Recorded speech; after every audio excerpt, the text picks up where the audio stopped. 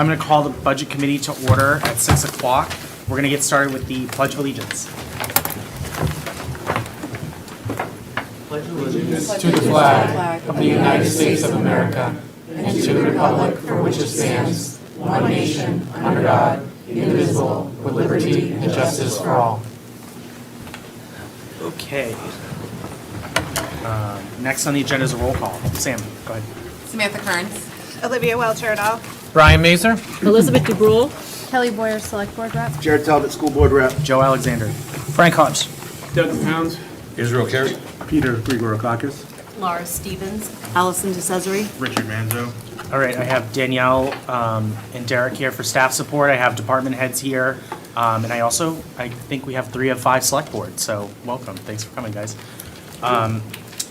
With that, Mark Raynaud is excused for this meeting. So with that, I'm going to roll into public comment. Is there anyone here for public comment? Come on up, Kevin.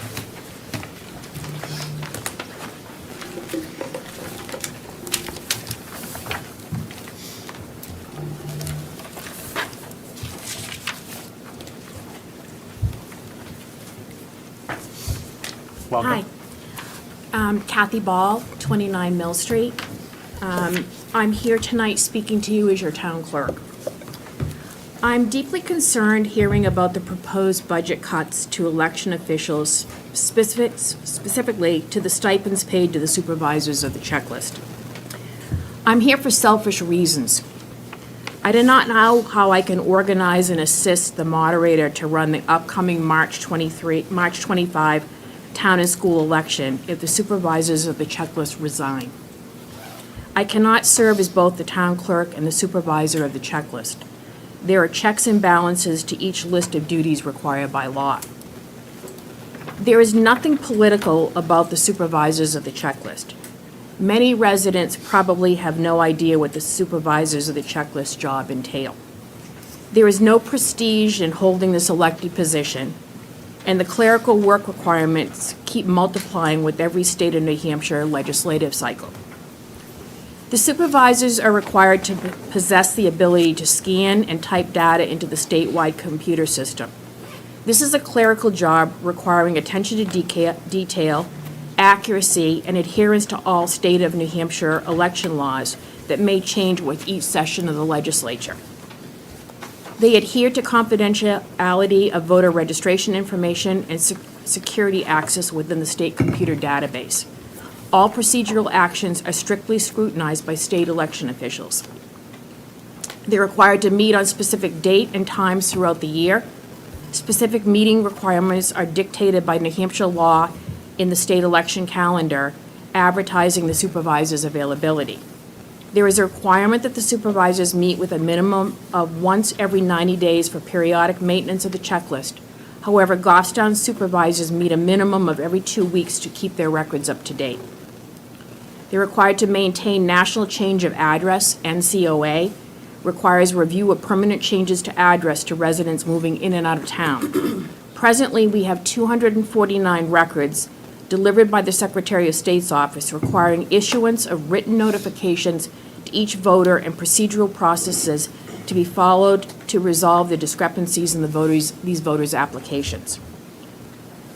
The act upon receiving the PA-34 Department of Revenue inventory of property transfer forms from the town assessor, who is required by law to share the filings with the supervisors. This process requires supervisors to issue 30-day written notifications of addresses to the property location of the named individuals and await confirmation that the voter still wishes to remain on the checklist. Supervisors are required to remove individuals as registered voters if the letter is not returned within 30 days. The entire process can take 2 months to complete with paper and computer updates on each application. They're required to attend computer training classes and educational seminars presented by the Secretary of State's office. Many training sessions require daytime attendance, where the supervisors would normally be working for their employer.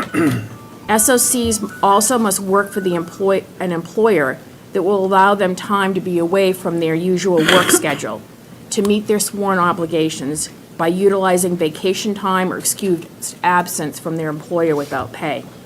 Supervisors do not receive reimbursement for travel utilizing their own private vehicle. There's a time commitment. Each election day incorporates 3 days of time away from their work to fulfill clerical duties and report numbers required by the Secretary of State's office by 5 p.m. on Thursday.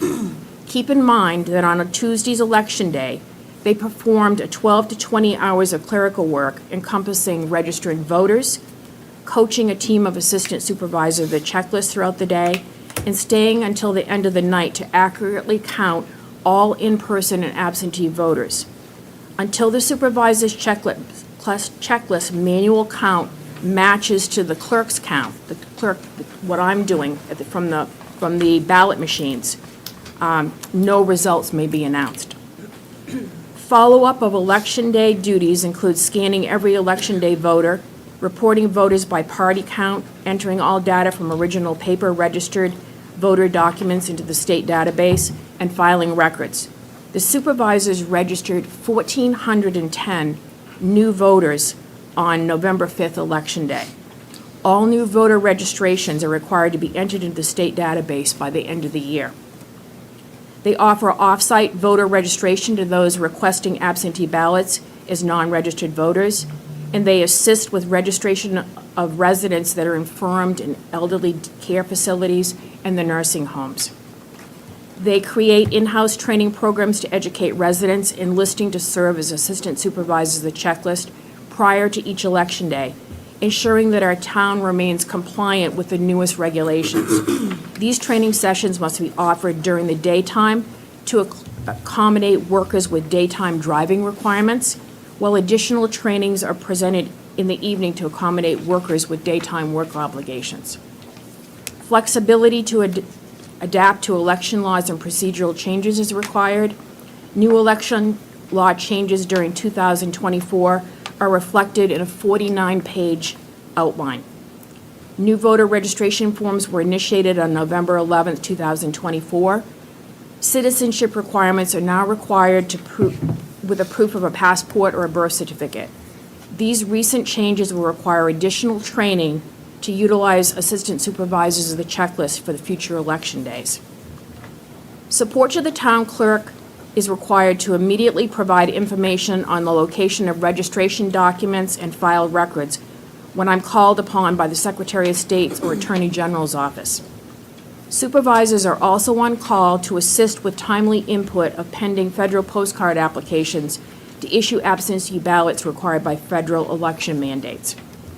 In conclusion, I have never advocated in public for a specific rate of pay or a raise for the supervisors of the checklist. However, the commitment to meet the obligations of this elected position has developed into requiring a proprietary software skill set and extensive pledge of time. This year, one of our 3 supervisors alone, by September, had tracked over 200 hours of her time committed to fulfill the requirements of her duties. I urge you to revisit the vote to cut the supervisor of the checklist stipend in next year's budget.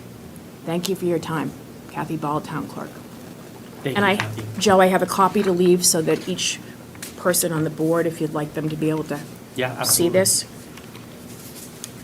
We'll hand that out during the break. Sure. Thank you, Kathy.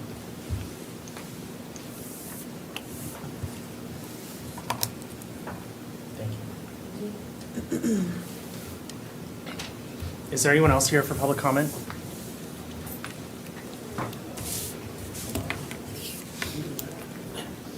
Come on up. Just give Kathy a second. Hi, I'm Michael Smith, 50 Main Street. Hi, My Michael. wife Regina. We were just here tonight because there's all kinds of stuff on Facebook. I'm not on Facebook, my wife is. Rumblings about a 12.5% increase in the property tax for 2025. We just want to find out if that's a valid, if it's a bunch of bull or if it's something that you're entertaining. The budget, as the select board handed to us, had an increase Another, Across on top of the departments. one that we had. across departments, yes. Yeah, because ours went from 6,000 something to 9,000 this year. Another 12% is going to really hurt, so I think people around the town need to know about this so they can voice their opinion. Thank you. It's Laura, going go to ahead. price a lot of us out of living here. So a reminder to people at home or for the understanding of everybody that a 12, and we don't like the number 12% either. A 12% doesn't mean a 12% tax rate increase. That's just a small portion of it. We're still working to lower that number, but just so you know, those two things are not one and the same. Because I think that might be what's getting people It may, super but concerned. we had a huge, this year was huge. We went from 6,500 to 9,300 or something like that. So we were short over $3,000 on our escrow. So our mortgage went up. I don't want to see another increase like that. We're in our 60s and our salary isn't going up, it's leveling out and going down. So we have to look at stuff like that to make it still be affordable for us to live in this town. And we like Goffstown, been here since 2007, and I'd rather not move, but I feel that the tax is unfair anyway. My house is over 200 years old, and it's not in the greatest condition. We went up that amount. I thought it was kind of ridiculous, so we're going to talk to the tax assessor office as well, because I would like to get reassessed. I don't think ours is fair compared to the properties that are around us. Our house is much older than theirs, and we're taxed higher. So, I'm going to let Elizabeth go and then Allison. Yeah, I just wanted to comment, I don't mean directly for you, sir, but I mean, everybody's taxes goes up the same percentage. So you're talking about a 50% tax increase. but it was the assessment. Oh, you got reassessed? Oh, yeah. Okay, so Oh, yeah, that, we what got I was going to reass- say is that if that were me, I would go to the town assessor and find out what in the world is going on, because, Well, they did a Our- town-wide reassessment. right, but when they do a town-wide reassessment, everybody's house is getting reassessed at the same time. So everything stays in relation to one another. So if your house went up, that means all of our houses went up. Yep, everybody's, I'm sure did. But it's all one piece of the pie. The piece of the pie kind of stays the same. That if the assessment goes up, the tax rate goes down, because in the end, you're paying the same. So I would just look into that a little more, because everybody's taxes, unless people have made changes to their houses or you had something unusual about your reassessment, everybody's taxes went up the same. And I know mine did not go up 50%. Yeah, I think it was probably the assessment value, but. It could also for it be to your go from insurance, because almost insurance, 3,000. if insurance is coming out of your escrow, which most people it does, Yeah, and our insurance that's went also- up as well, yep. That insurance has been really taking a Yep. hit lately. But it was also the value of the home. I'm glad to hear you're going to talk to the assessor, because that's, I think, what you They moved it what up you a should do. lot, which, okay. Thank you. Can I also, I just wanted to actually, we're so glad that you're here, and we love to hear when people say they're seeing something on Facebook, and I would caution you against, and I'm glad you came and asked that, instead of just assuming what was Yeah, on I don't Facebook. do Facebook. And, I mean, regardless, everybody's still hearing it too, right? Yeah, it's probably at best to not. But I would encourage you to, because we all, again, pay taxes too, and none of us want it to go up. So I want you to, and others, to be listening to the conversations we have, because a lot of our question back is, what are people willing to get rid of in the town to save taxes? And we're kind of almost to that point. So any input you can give us is always welcome. And yeah, ignore Facebook.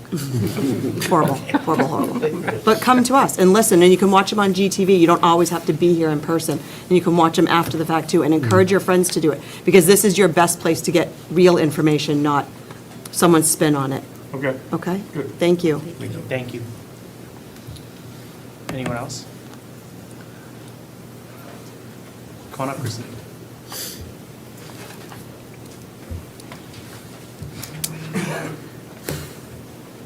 I'm Christine Templeton, Kennedy Hill Road.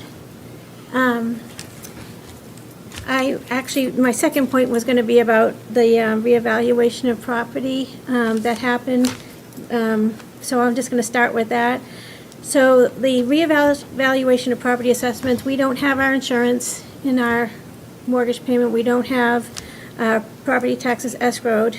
It is separate and very clear, and it went up thousands of dollars.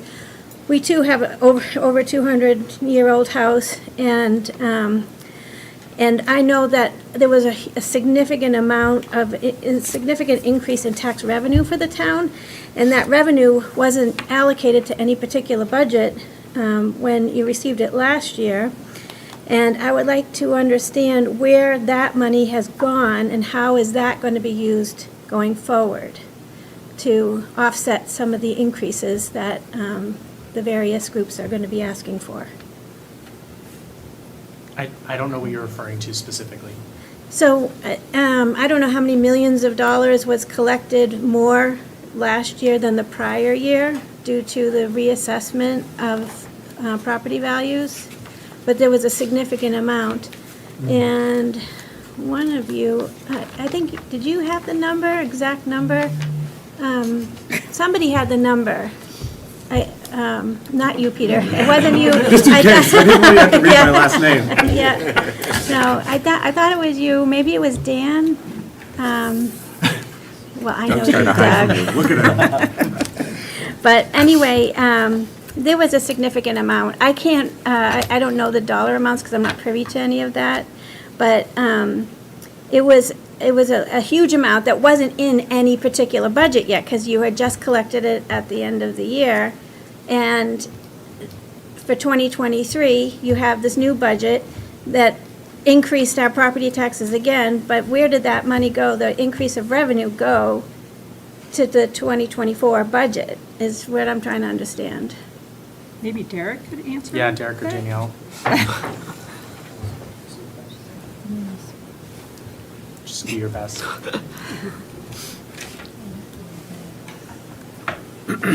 So what was the increase in revenue from the 2023 taxes over 2022? The increase of taxes collected, Yeah, we would need to look at the tax rate calculation sheet. That is available on our town website. not the rate, the actual revenue So the with the increase in property values. So the increase of property values does not change the amount of taxes we have to collect. The amount of taxes we have to collect is determined by the budgets that are passed by voters at town meeting, minus the revenues that we receive. Okay, so my taxes went up like $3,000 in 1 year because Okay. of the property reevaluation.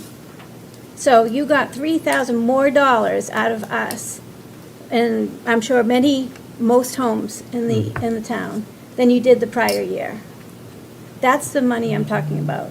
So I'd The be extra happy revenue. to meet with you and go over your assessment and what your tax bills were, and which portions went to the town, local, state education, and county.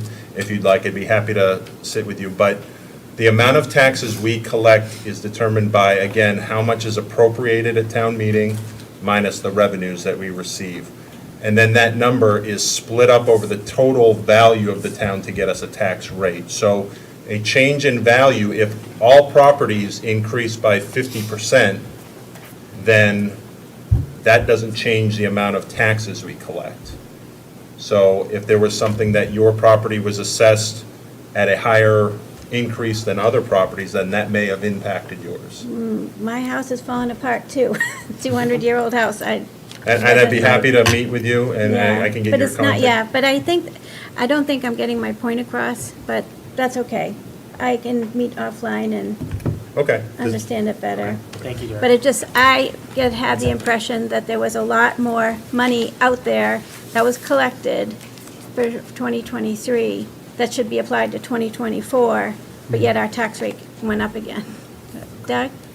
Mr. Chairman, could this be in reference to the unfunded balance? The unassigned we have? fund balance, is that? And where that goes?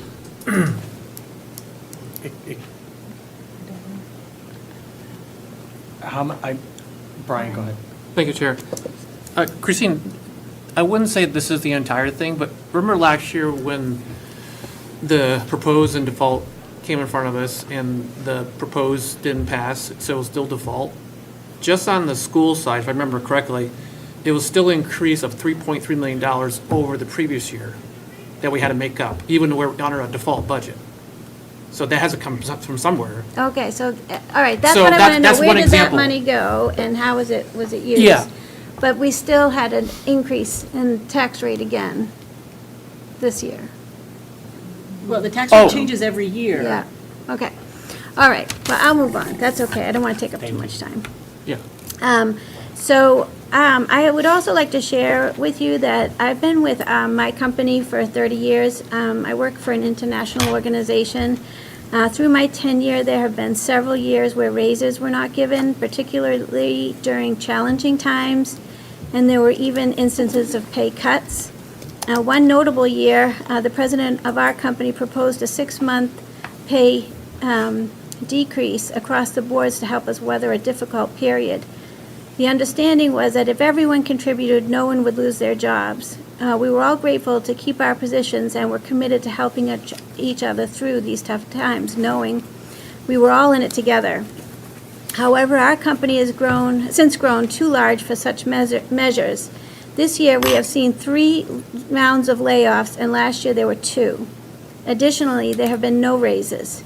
Given the current climate, I have a question. In the past few years, has there been a period where employees, specifically those who with higher salaries, did not receive raises?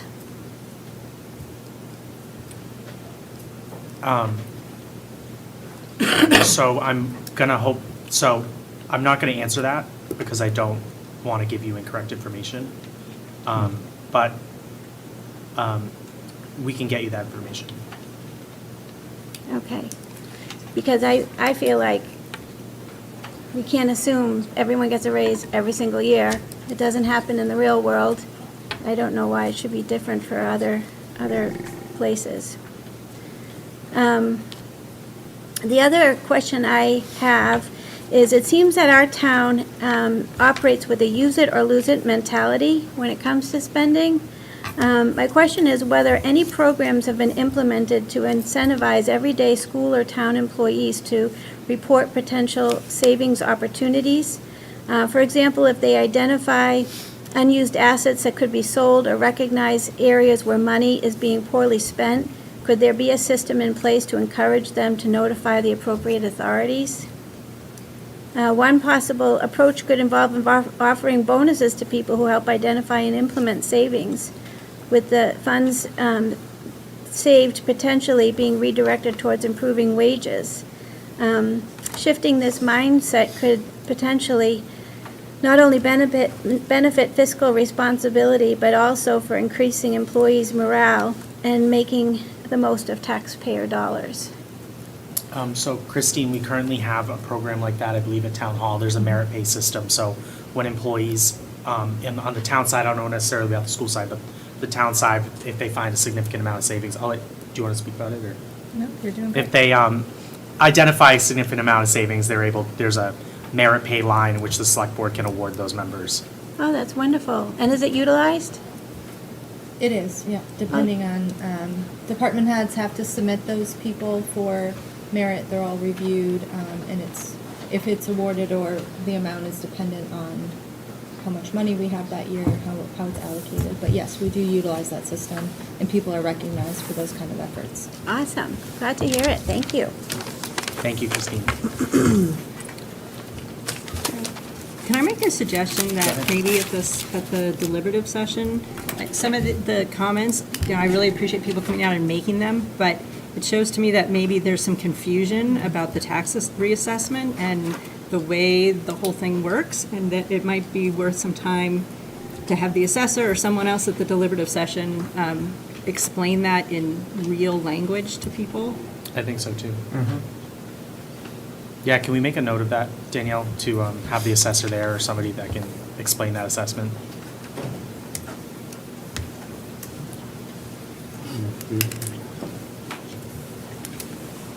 Last year, the assessor, working with GTV, prepared about a 90-second clip, and I'd be happy to reshare that on social media. It's not as relevant right now because the revaluation was done last year, but we can repost that on our social media feeds. Thank you, and maybe just having the assessor there to answer questions if there's some member of the public or something that we can't answer. So typically, the assessor's not very involved.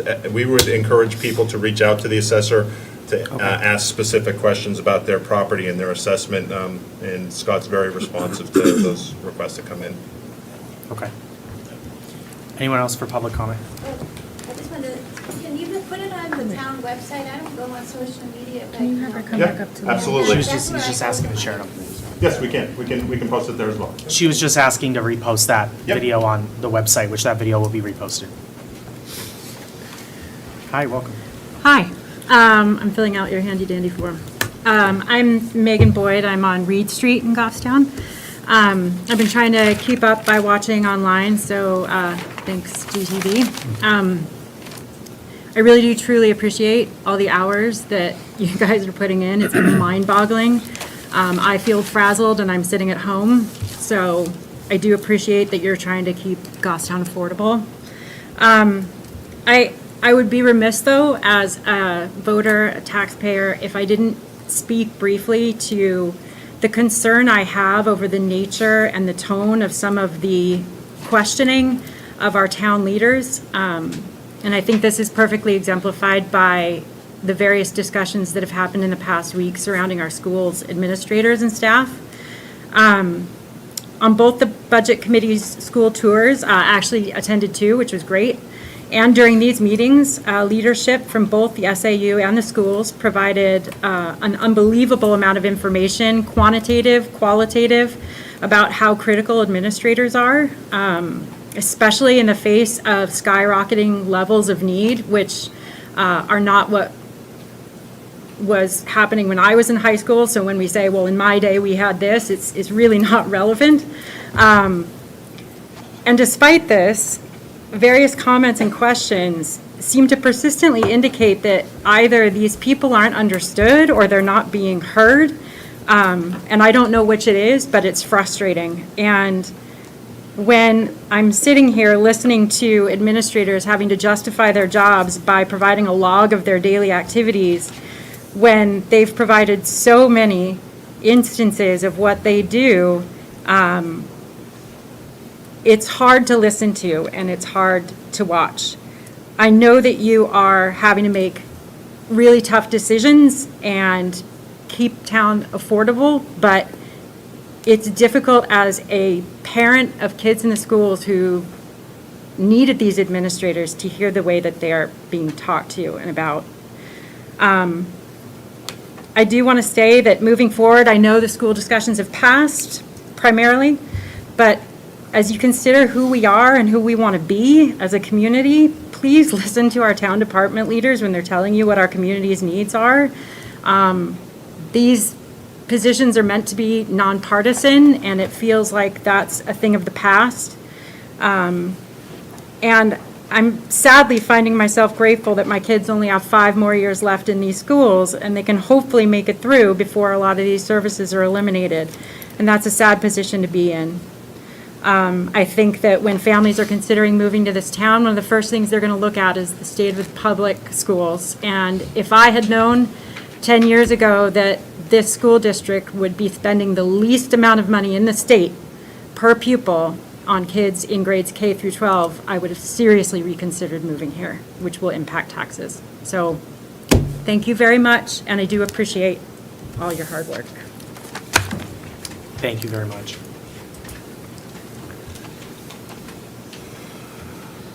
Karen.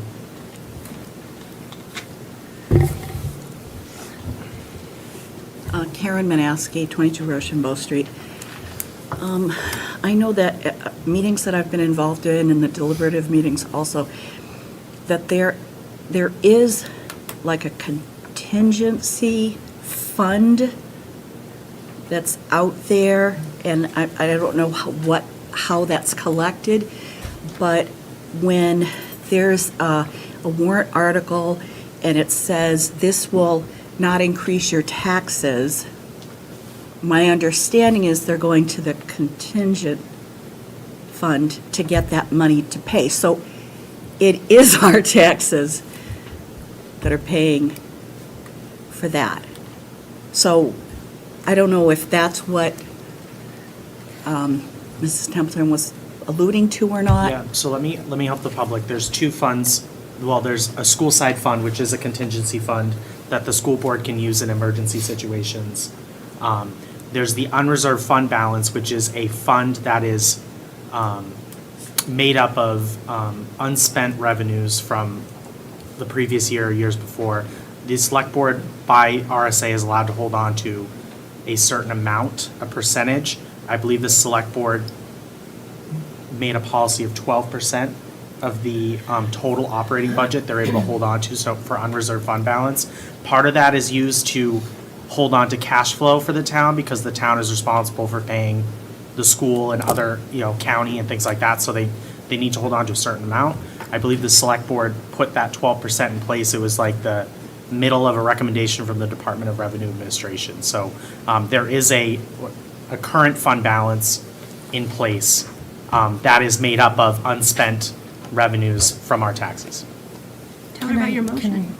Oh, and, yeah, so we also, as a budget committee, we didn't make a formal motion, but we asked that Kelly and Jared go back to their respective boards, and if they're gonna put in a language for a warrant article that says this is not raised by taxation, they consider that, so that the voters know that it is technically coming from your taxes, just in a different form. So we're Okay. trying to handle that this year so that there's no confusion about where that's coming from. Okay. Kelly, go ahead. Can I, yes, you were mostly right. The unassigned fund balance also has to do with if we budgeted for something and then we receive a grant, that money would go into there. Any revenues from things like auto registration, pet licensing, those are the pretty big ones. Or if something came in under, projects were a little bit cheaper, those go into the unassigned fund balance. Historically, the select board has chosen to give that back either in straight up tax relief, which has happened a few times since I've been on the board, or to fund those articles that we know are important, but want to give people the opportunity to fund it from money that's already been collected. So it's a workaround for tax relief to fund the next year, to lower the tax burden altogether. So that money is not cash in the bank, and like Joe stated, there's a certain percentage amount that we have to keep our town operating. So it's not just like a rainy day fund by any means. There's meaning to it, and when there is excess in that, we have discussions on if and how we should use it, or if we should increase the overall amount. Like Joe said, there's a DRA recommended amount. We try to stay with a reasonable amount to cover both the town, the school, and the county when we do that. So it is a complex fund, but any movement in and out of that fund is communicated to the voters. And this is separate from any kind of allocations that the police or fire department, that we pass warrant articles on to have a fund for like $250,000 in the budget for their. Correct, yeah, Okay. you're talking about either a capital reserve fund or like a revolving fund. So EMS, for example, has that because they're able to bill, that money goes back into their fund and it helps them pay for supplies and things like that. So it's a way that they offset taxes for that particular thing. All of those funds have very specific language on how they receive money and how they use money. So any of those funds were created for one specific capital purpose or function that the town does, and all of those things are funded, if they're funded through taxation, are marked on those warrant articles to the taxpayers. So if there's extra money that's after the budget is spent for the year, and there's extra money, why isn't that just given back to the? It is sometimes. We've done that in years past, to just provide straight tax relief. So we've lowered the overall amount that we're collecting. So who makes that decision? The select board does. Select board does, okay. All right, thank you. You're welcome. Supposed to sign this? Do you have questions? No, I had a quick follow-up. Sure, go ahead. Also, when we say it's given back to the people, you're not like receiving a check. I think that's kind of a misconception where you see it in tax relief versus it's not like every family gets a check for $30 because there was like extra money. So it's taken out, but you don't see it like given directly. It collectively lowers the amount of taxes that need to be collected. Right. Yeah, I would say in the 28 years I've lived here, it's happened once. No. That I've, well, I know for a fact that is not correct. For all through the 2010s, they were giving back about 400,000 a year. And that is the scale we're talking about. It's like 300,000 to 400,000 is usually what's left over. So it's not huge amounts of money. It's pretty small when you consider the overall budget. Thank you. Anyone else? Okay, I'm going to close public comment. For the public, there's an opportunity at the end of this meeting as well to speak. Going into old business, I have a couple papers that we handed around to the committee. I have a sheet that Danielle and Derek put together. That is our total actions throughout the town side deliberations. We don't have the school side, but Scott is going to get us that information. So these are all our actions so far for the committee to look at. I have passed around a response to questions from the Budget Committee on the Goffstown Village Water Precinct, so hopefully this helps us answer questions. Mark isn't here today, but he'll be here on Thursday, and we'll have this discussion on Thursday, but I want the committee the opportunity to review that now. And then I'm going to call on Kelly Boyer to discuss some changes that were made to proposed changes made to the operating budget on Monday's select board meeting. You should have all received an email with some information. So last night, one thing just to make you all aware of, that we, as a board, decided that we were not going to be putting forth the $200,000 road plan special article. This has been done in years past to help bring up the amount in the overall road plan budget to meet the needs of the increased costs for road reclamation, overlays, and things of that nature. So we will not be putting that forth, just to keep you all in the loop. And then additionally, we had for $423,000, we had the Montalona culvert, and we have already accepted the $380,509.54 of offsetting revenue from the state grant. So we'll be reducing that line to, I'm going to be making a motion to reduce that line to $42,490.46. As I said, because we've already accepted that offsetting revenue, all the town is responsible for is that match amount, which is the $42,490.46. Does anyone have any questions on that before I make a motion? So why didn't the select board just move the whole culvert project to a special warrant article?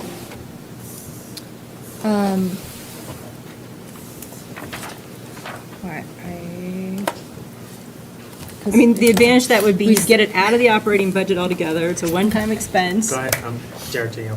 So the board accepted that grant. They, under RSA 3195B, they took a vote, they held a public hearing, advertised a public hearing, and they took a vote to accept and expend those grant funds.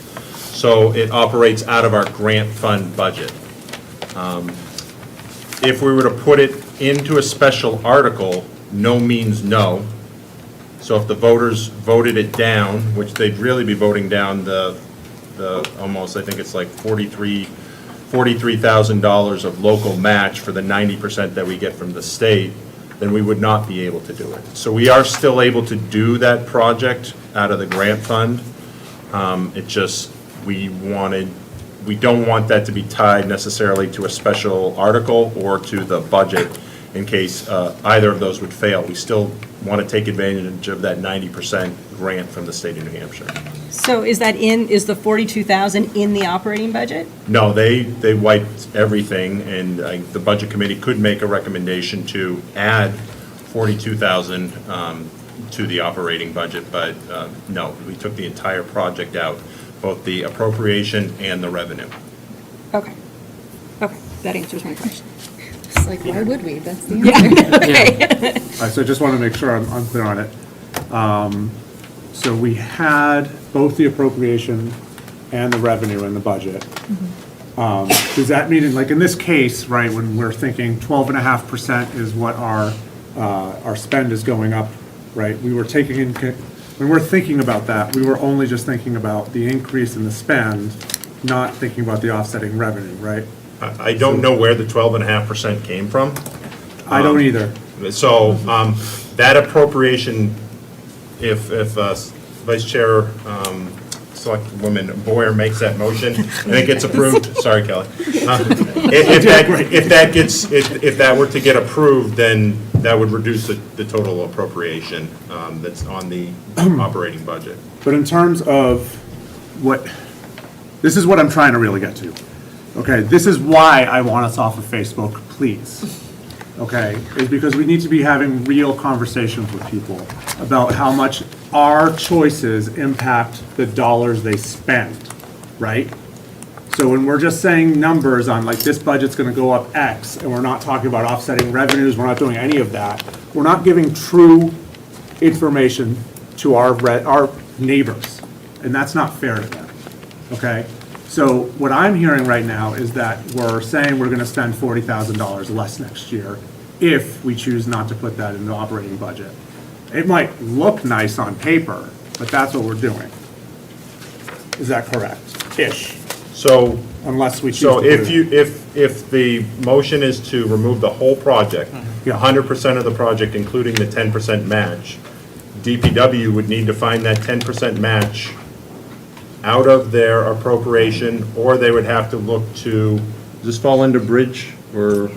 Drainage maintenance. No, but does it fall under any of the SB? No, okay. So he would have to find that money. So the select board and DPW director would need to find that match, that 10% match, in the operating budget. Okay, so but now those are both just not gonna be, so Correct. the 380 and the, Yep, sorry, and the offsetting revenue are just not gonna be in this budget? correct. No matter what, okay, thank you. Because again, we were too worried about that and losing the 90%. So the 400, really, it's a 400,000 reduction. The appropriation was $423,000. Okay, in the total budget for next year. Yes, it's under CIP. Great. Thank you. All right, Kelly?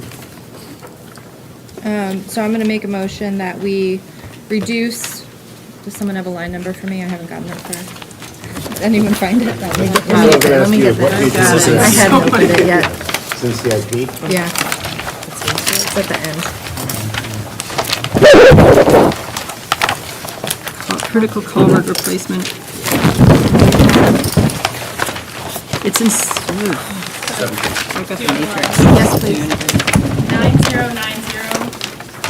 9090-3111-51300 improvement expenses.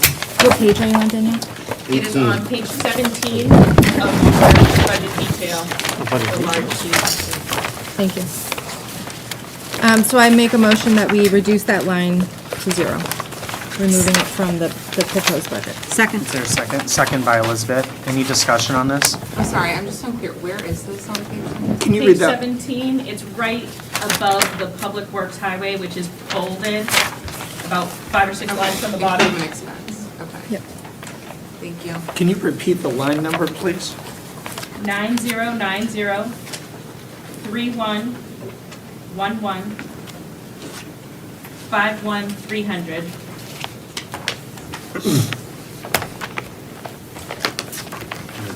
Okay, so there's a motion and a second to zero that line out. Is there any discussion on that? Okay, seeing none, all those in favor of Kelly Boyer's motion to zero that line item out, please raise your hand now. Any opposed? Abstentions? All right, so it's 14-0-0, motion carries. Thank you, Kelly. That's it for your report from Select Board, right? Yep.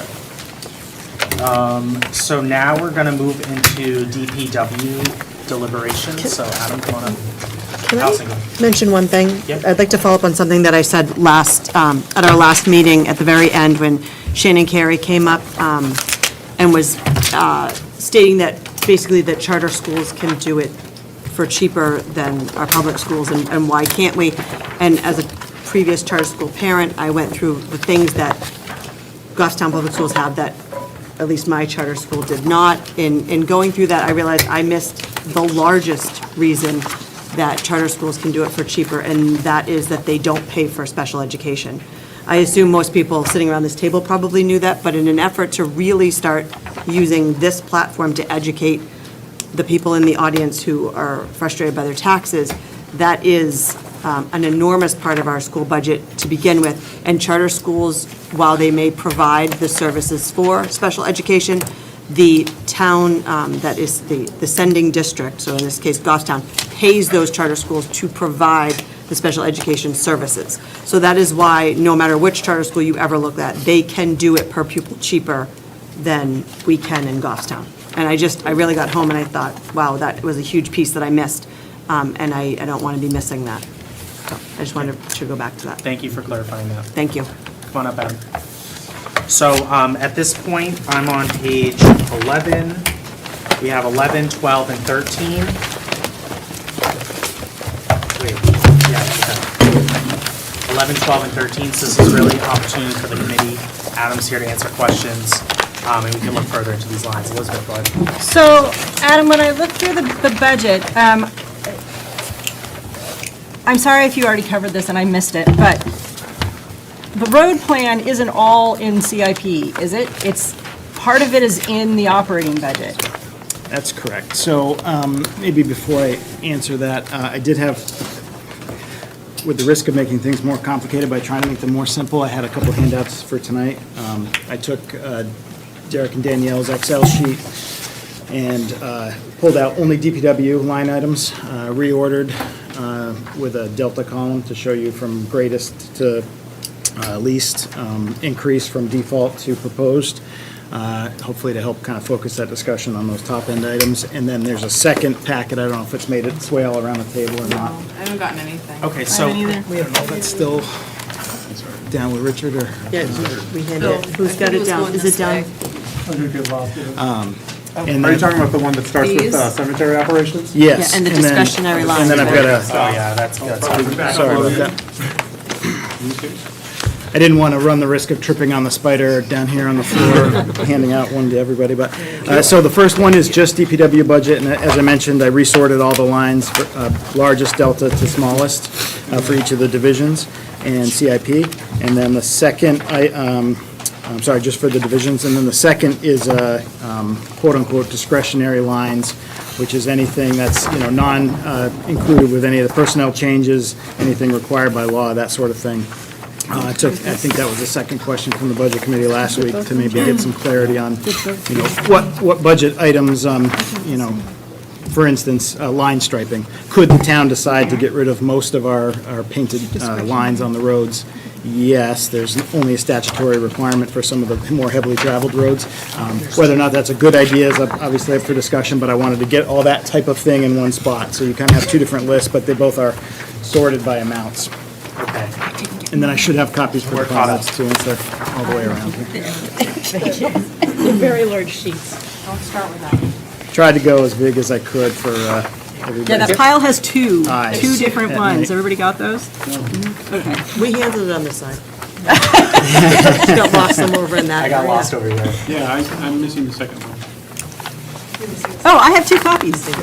So I'll send mine back around. All right, I think we're almost caught up, Adam. I should have done red and green for Christmas or something, but. Okay, I have a lot of the first one left, so if anybody is missing anything, let us know.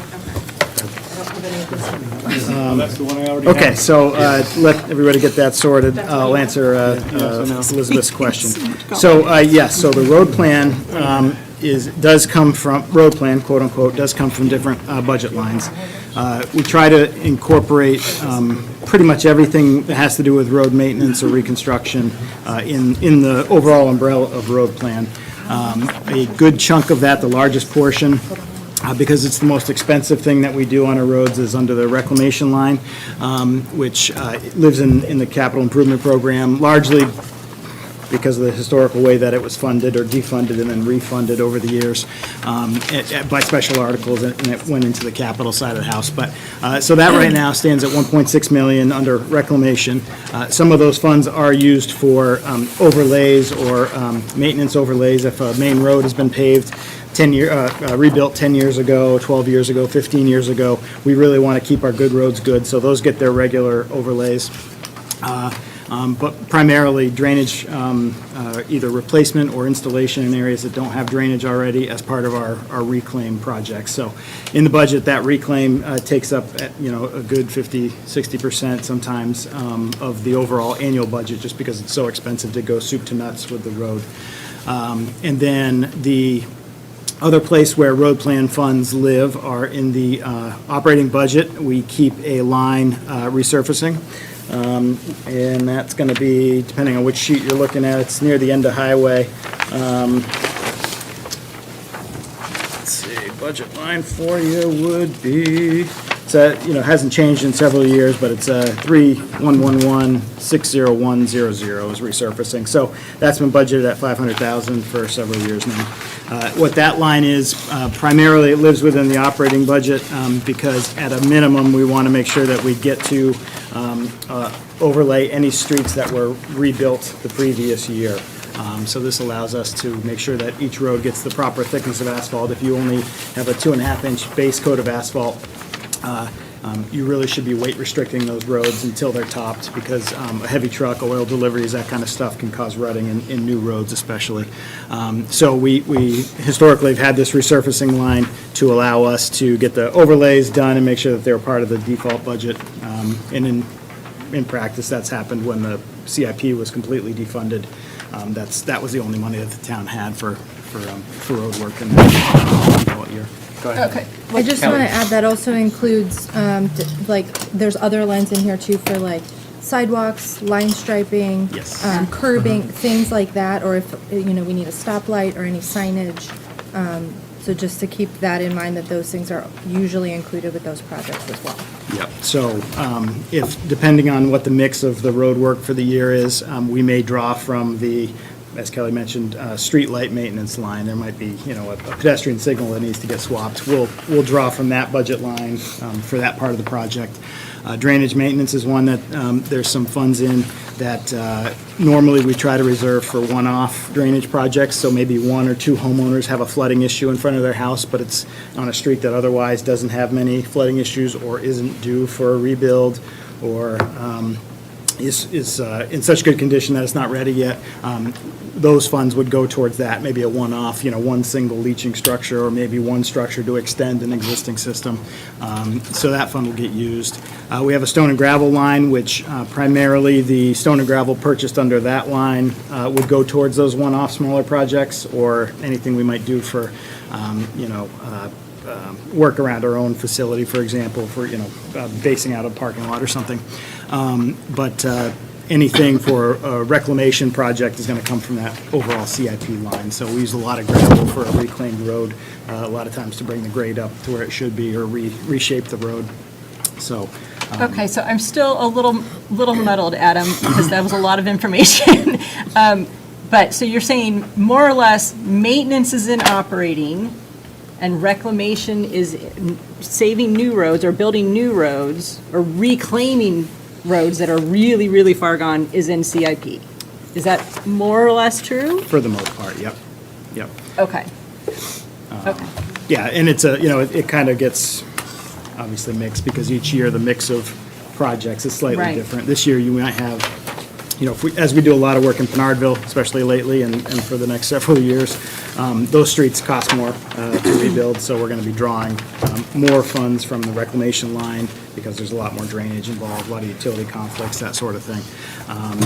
If there was a year where we had 0 urban areas to rebuild or repave or to work on, that mix of drainage versus just asphalt and, curbing is going to be much different. But for the most part, the way it's sort of balanced is CIP versus operating from a maintenance perspective. So Adam, let me ask you, I see on the resurfacing line, you have encumbered pretty much the entire line.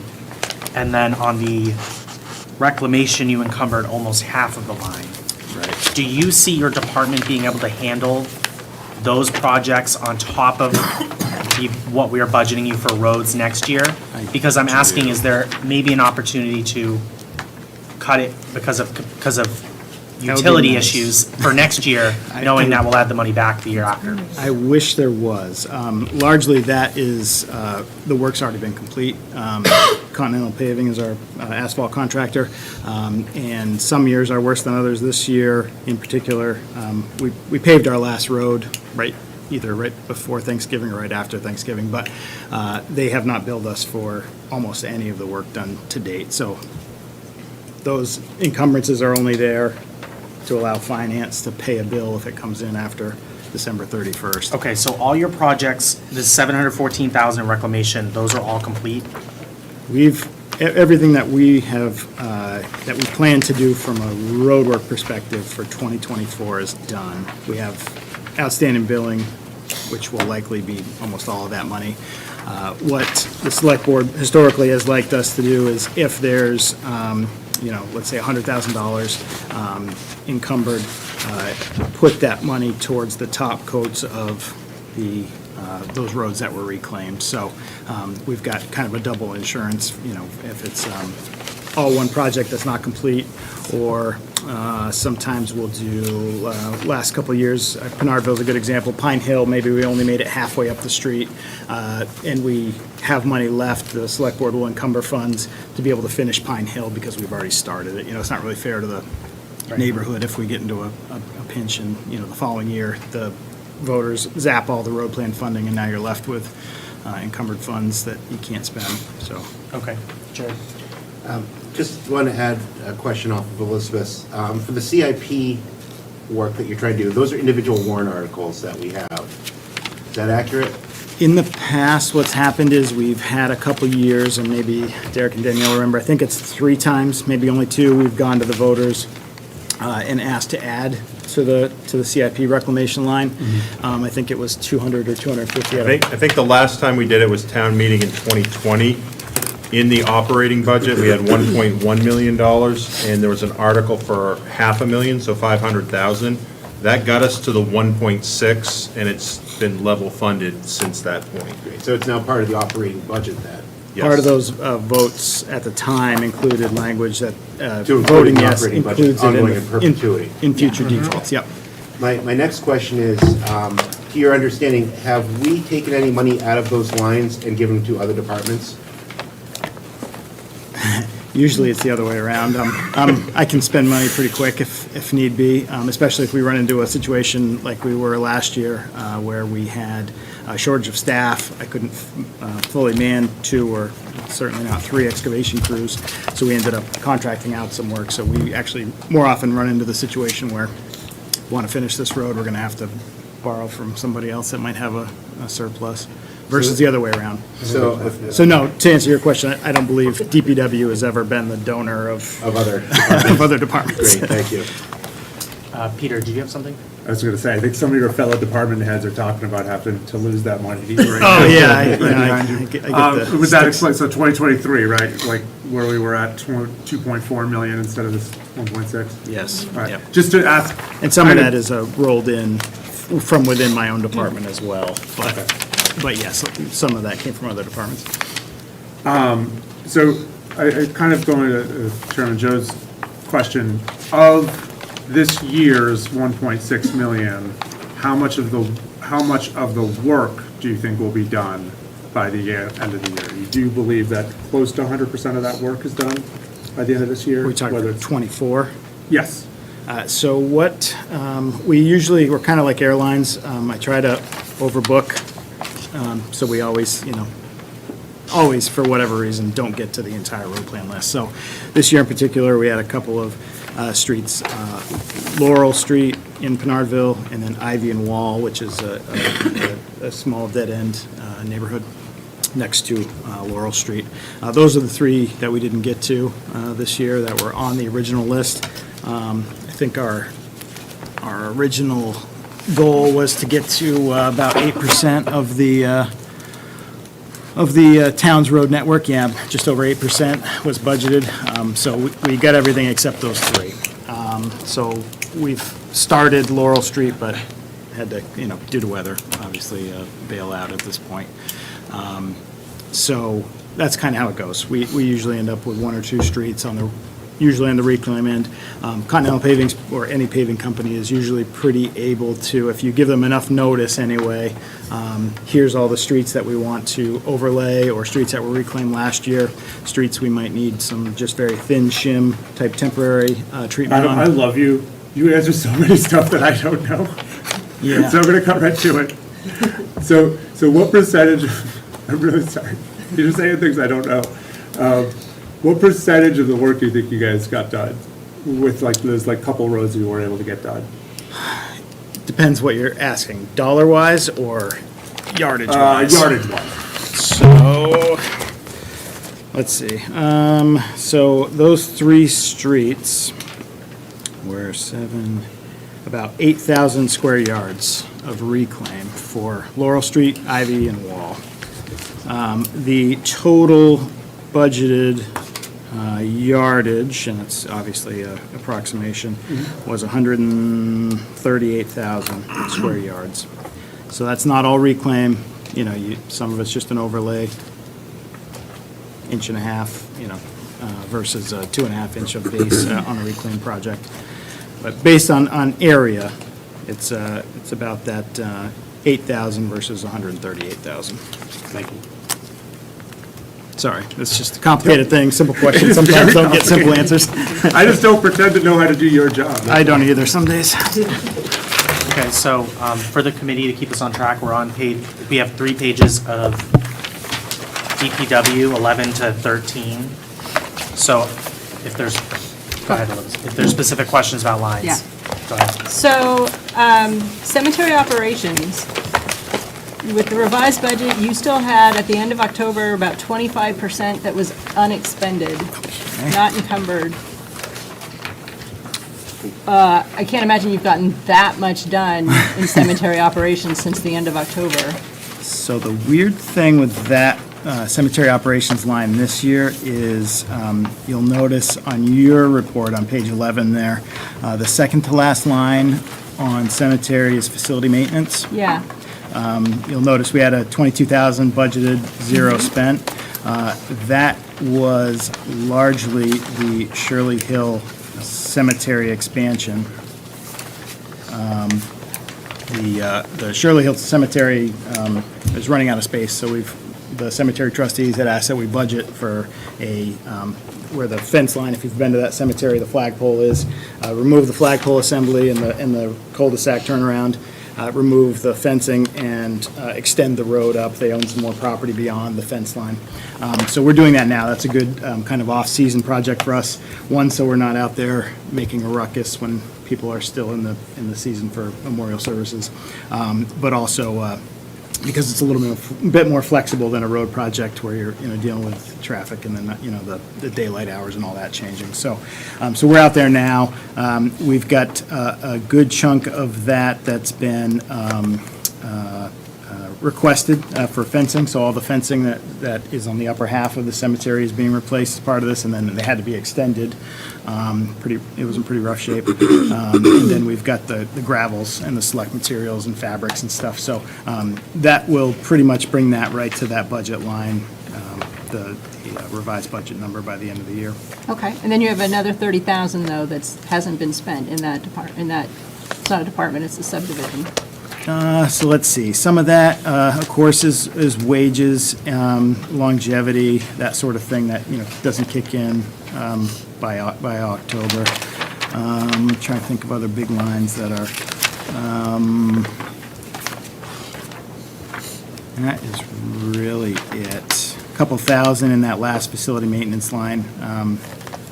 I'd have to look at actuals as of now. I don't believe we've spent much from that line, so there might be a few thousand there, but I think primarily it's that 22,000, and then any wage-related items.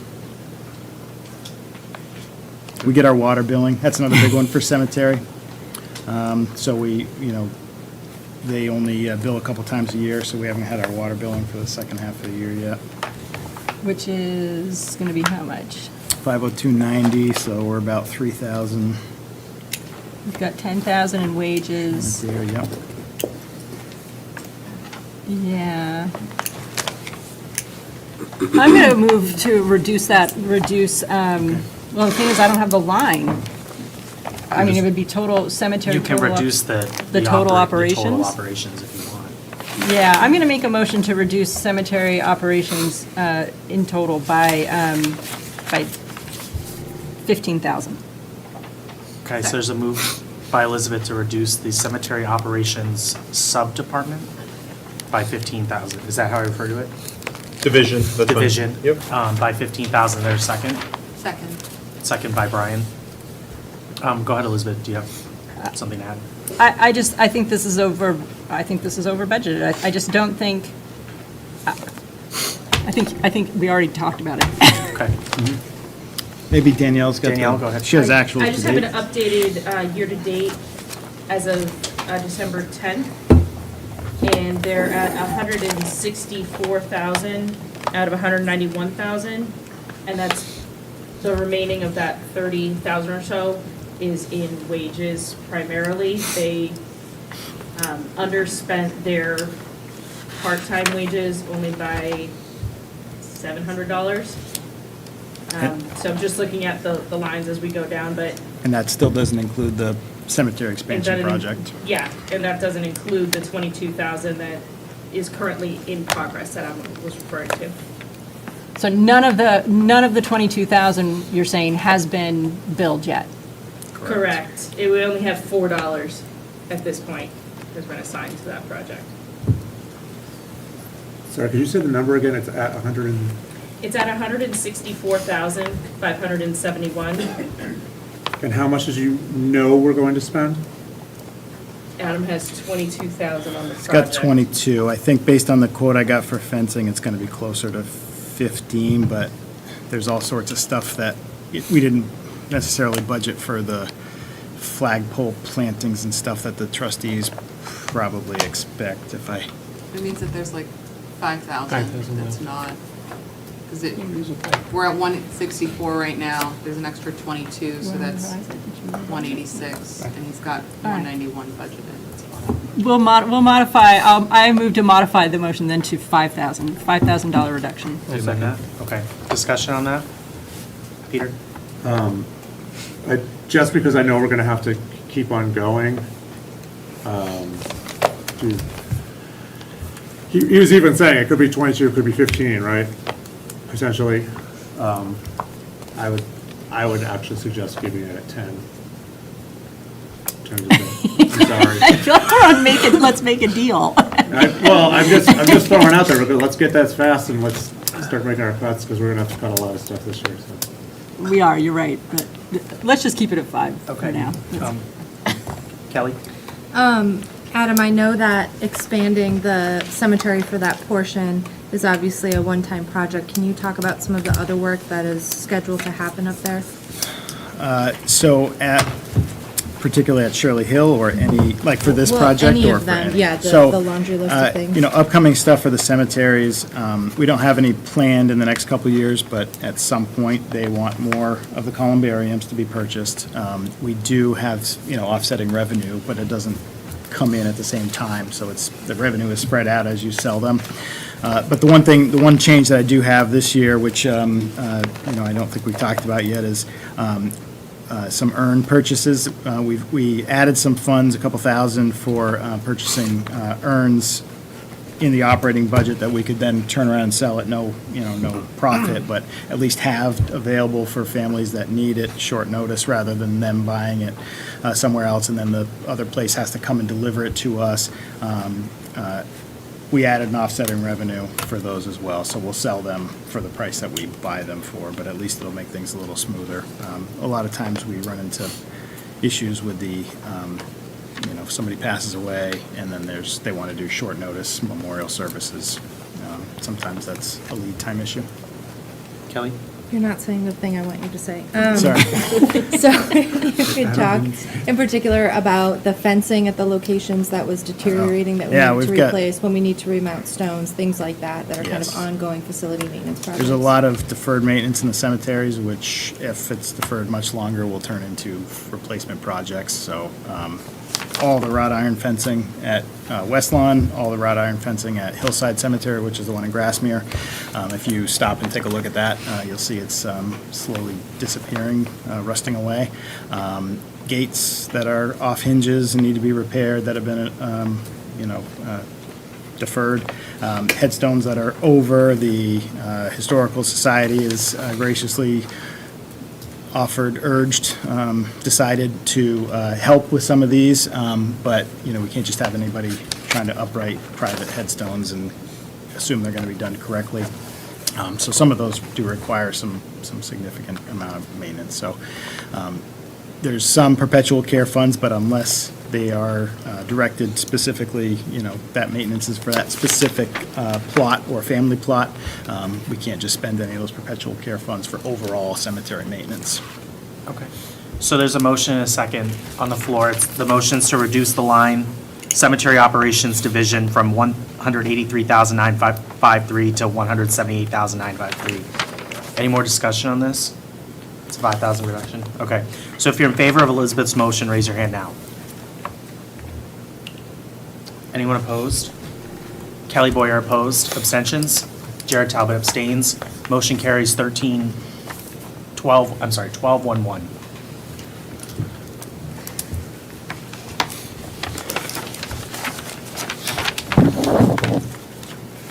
Frank? Adam, could you speak to line 45030 consulting services? I'm looking at an encumbrance of $12,008. What is that? Yes, so, and that, we have a couple of lines of that same name, but it's, I presume, the one under highway, right? So 3111. Yep.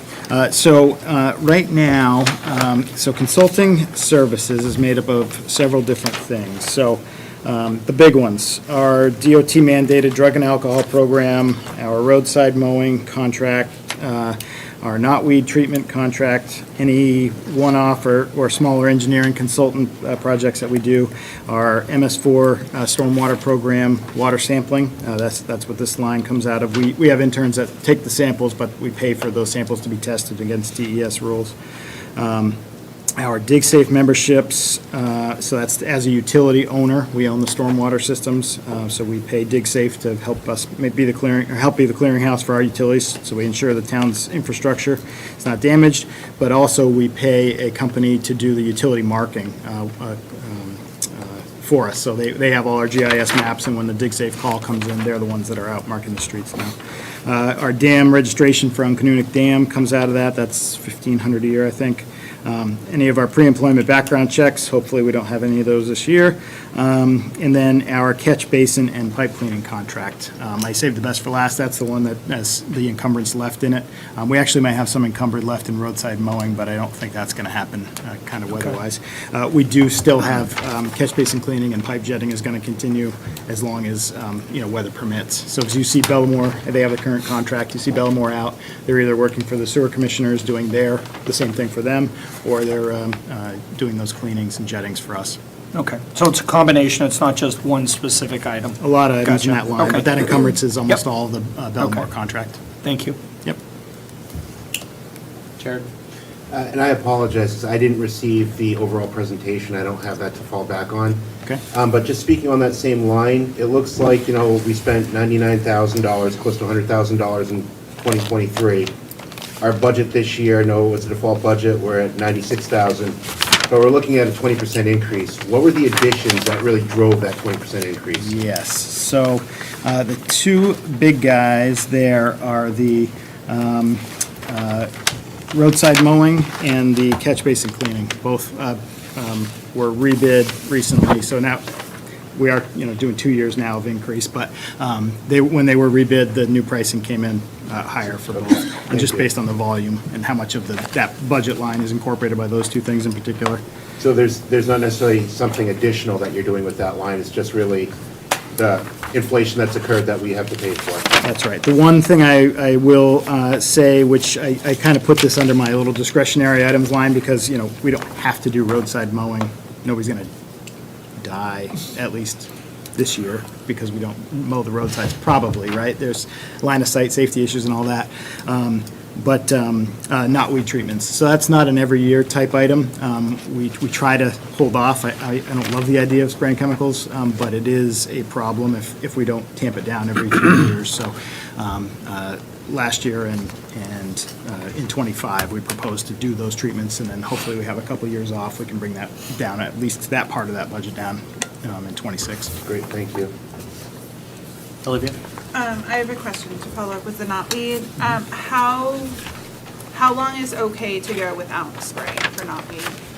Like you know what I mean? I know it grows super fast. I know it's super invasive. So when does it become that you're paying more to try to wrangle it back again? That is kind of the big question. I'm not sure anybody really has the great answer, and where it's so dependent on our roadside mower. We are very careful with them to identify where we have known knotweed. He also can identify it visually, so he's not mowing. If you mow, or if homeowners mow, it can spread really quickly. It can regenerate from small little chips even. You see it propagate along rivers, because those little small pieces or leaves can get into the river, and it just goes downstream, and now all of a sudden you have blooms the whole length of the river. It's not an exact science. We kind of have, we have part of our interns' tasks in the summer is to update our knotweed maps. So usually, unfortunately, it's new blooms that come up, not fewer than the previous year. But they can tell where we had treated successfully, and usually where they treat, it's a pretty good success rate. So I don't have a great answer. I think it's been 3 years off that we had where we didn't really feel the need to.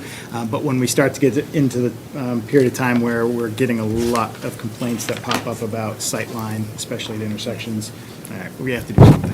Okay, thank you.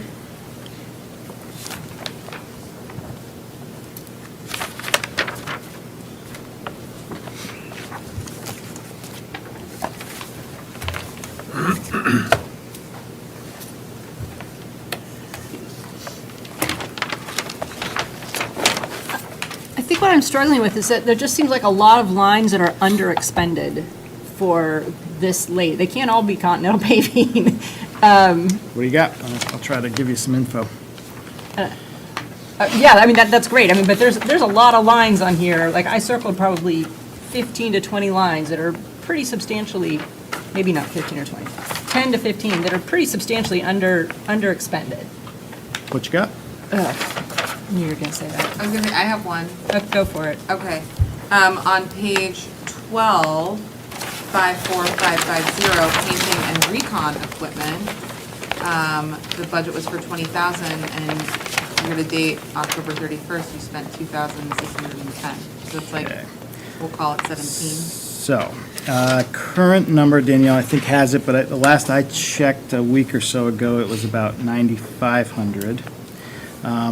I will say when we have overages, so if you only look at my under-expent lines, it's a little tricky, because when we have other lines in the same division or in the department that go over, some of our, discretionary, for instance, or this one is more of a preventative maintenance type line item that we try not to spend early in the season. When it comes down to it, if I have to give up a preventative reconditioning of a plow or a oil undercoating of a smaller truck, for example, that won't hurt us as much as if we don't fix the engine on the solid waste trailer or truck that blew. So right now, it's at about $9,500. We've done some reconditioning of the loader, snow pusher, that attachment that we use in the winter for the school parking lots in particular. Some plow work, and then, as I mentioned, some of those undercoatings of some of the smaller vehicles. I did not intend to fully spend that line, but use it as a leveling for my other lines that have gone over. So I try not to blow the whole budget and then also go over, you know what I mean? Don't spend, I don't want that, there's a comment earlier about use it or lose it type thing. I don't want to go right to 20,000 just because that particular line has 20,000 in it. Danielle? Just as an update for the entire DPW division, year-to-date, we are expended at 97% as of a week and a half ago, so we still have 3 weeks of payroll, plus we have bills still coming in. So that's looking at these other lines. So this year-to-date really is not from what we received. It's from October, it's much earlier. Well, this sheet gives us the like a more accurate year-to-date, right? I mean, what time is this printed? It says year-to-date is still the same, 10/31. Oh, the ones from tonight? Okay. That's the I thought it same, I just took it right from that Excel spreadsheet that you folks all got, so it still has that same year-to-date, just so it's, I guess, why don't we see that in other departments, though? because primarily, my department is flipped, as Jared maybe doesn't have it, but from my presentation, remember, my department is basically backwards of what everybody else is. My ratio of personnel costs to non-personnel costs is flipped. So I have so much that's project-driven, contract-driven, commodity-driven.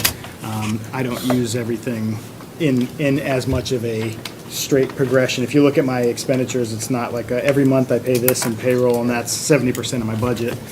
My budget is like 35 or 40% payroll. So yes, that piece of it is fairly consistent, but everything else is kind of backloaded because of the way, the billing works. Yeah, I can add too, like something specific about the billing. Continental Paving, they close down their asphalt and then they bill for a big chunk at the end of the year. I know that asphalt is a big chunk of our bill, but that happens a lot with DPWs, that things get billed just right at the end, but that's for like services. Okay. That helps.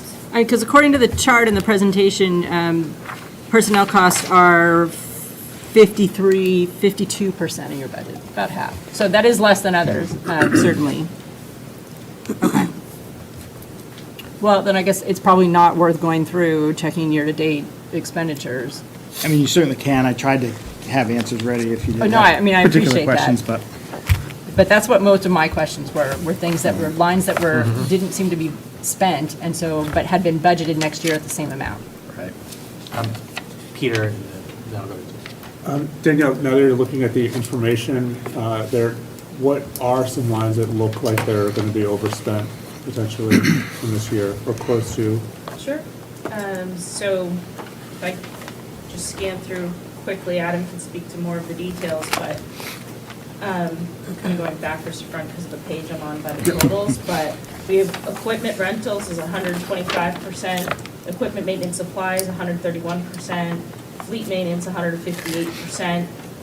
We have 129% on operating supplies, 110% on recycling removal, 110% on the consulting services within solid waste, 140% under employee development and employee development and solid waste. I believe those are required trainings. And then continues in the same fashion on those other groups. So fleet, 130% on their facility maintenance, 116% in tires, 105% fleet maintenance. Highway, just some of the quick ones, 350% in cold patch. Which is a very specific. Don't listen to these line. percentages Very necessarily, specific we- line. Sometimes you say those numbers. It's only a $3,000 line. Just wanted to make sure. So it came in about 12,000. 105% gravel and stone, 106% in signs, 120% in drainage repair, 215% in gasoline. Just some of the big ones, 226% in operating supplies. As Adam said, his division does have a lot of details, so some of his lines may only be $1,200, so when it's, 200% overspent, it's maybe only $1,200. So it just depends on the detail level of the line. As a reminder to the committee and all of the public, the year-to-date budget reports with actual, accurate actual records are posted on the town's website every single month. So those are available to the public for viewing, so you can compare what those year-to-date actuals are throughout the year. Keeping in mind, as Adam said, that a lot of the project billing will happen in the later part of the year, that last quarter. And he's not kidding, we had 170 invoices in last week's AP as compared, that's almost a double AP for us. The other weird thing about my budget is, and I'm probably going to forget, but gas, diesel, and fleet maintenance, we're kind of the landing budget for that, and then we bill out to the other departments for their portions of those. So my department pays for the deliveries of gas and diesel and pays for almost all of the fleet maintenance bills that come in, and then they get coded back out. So if the budget report is grabbed at just the right time or wrong time, depending on which side you're looking at, I could show 125% on diesel, and then next month I could show at 80% on diesel, just because they've now billed out, Correct. you know, those fire and police in Reallocations. particular, you know, fire in particular for diesel. But, so those three lines in particular tend to fluctuate each month up and down. Okay, Jared, and then Allison. Thank you, Mr. Chair. This is for Derek, Danielle. When you mark encumbrances, when do we mark encumbrances? Is it when we get the PO or when we sign the statement of work? Kind of, when is it an encumbrance versus, you know, not there from a booking standpoint? So a purchase order doesn't exist in our system until we have a signed either contract or sales order or something that we are contractually obligated to pay. Then we create a PO in our system, which creates the encumbrance. The encumbrance doesn't officially become an encumbrance till the end of the year, and that's when the select board in their final meeting of the year votes to carry it into a new budget year. And as it was mentioned earlier, it's really a timing thing. So if it's not guaranteed that we're going to get the invoice in that first month of the new year, we have to hold it as an encumbrance in order to legally expend it from that prior year's budget. And it's only if the purchase was made in that prior year that we can charge to that year. So if we're in the middle of the year and we're looking at year-to-date and encumbrances at that point in time, we might not have that, the purchase order might be there, but we don't actually put a dollar amount under an encumbrance mid-year. We do if we have that sales order or whatever already committed. Okay. If there's a PO, If there's a PO, if there's a it'll show up PO in the column. system, it will be in that encumbrance column.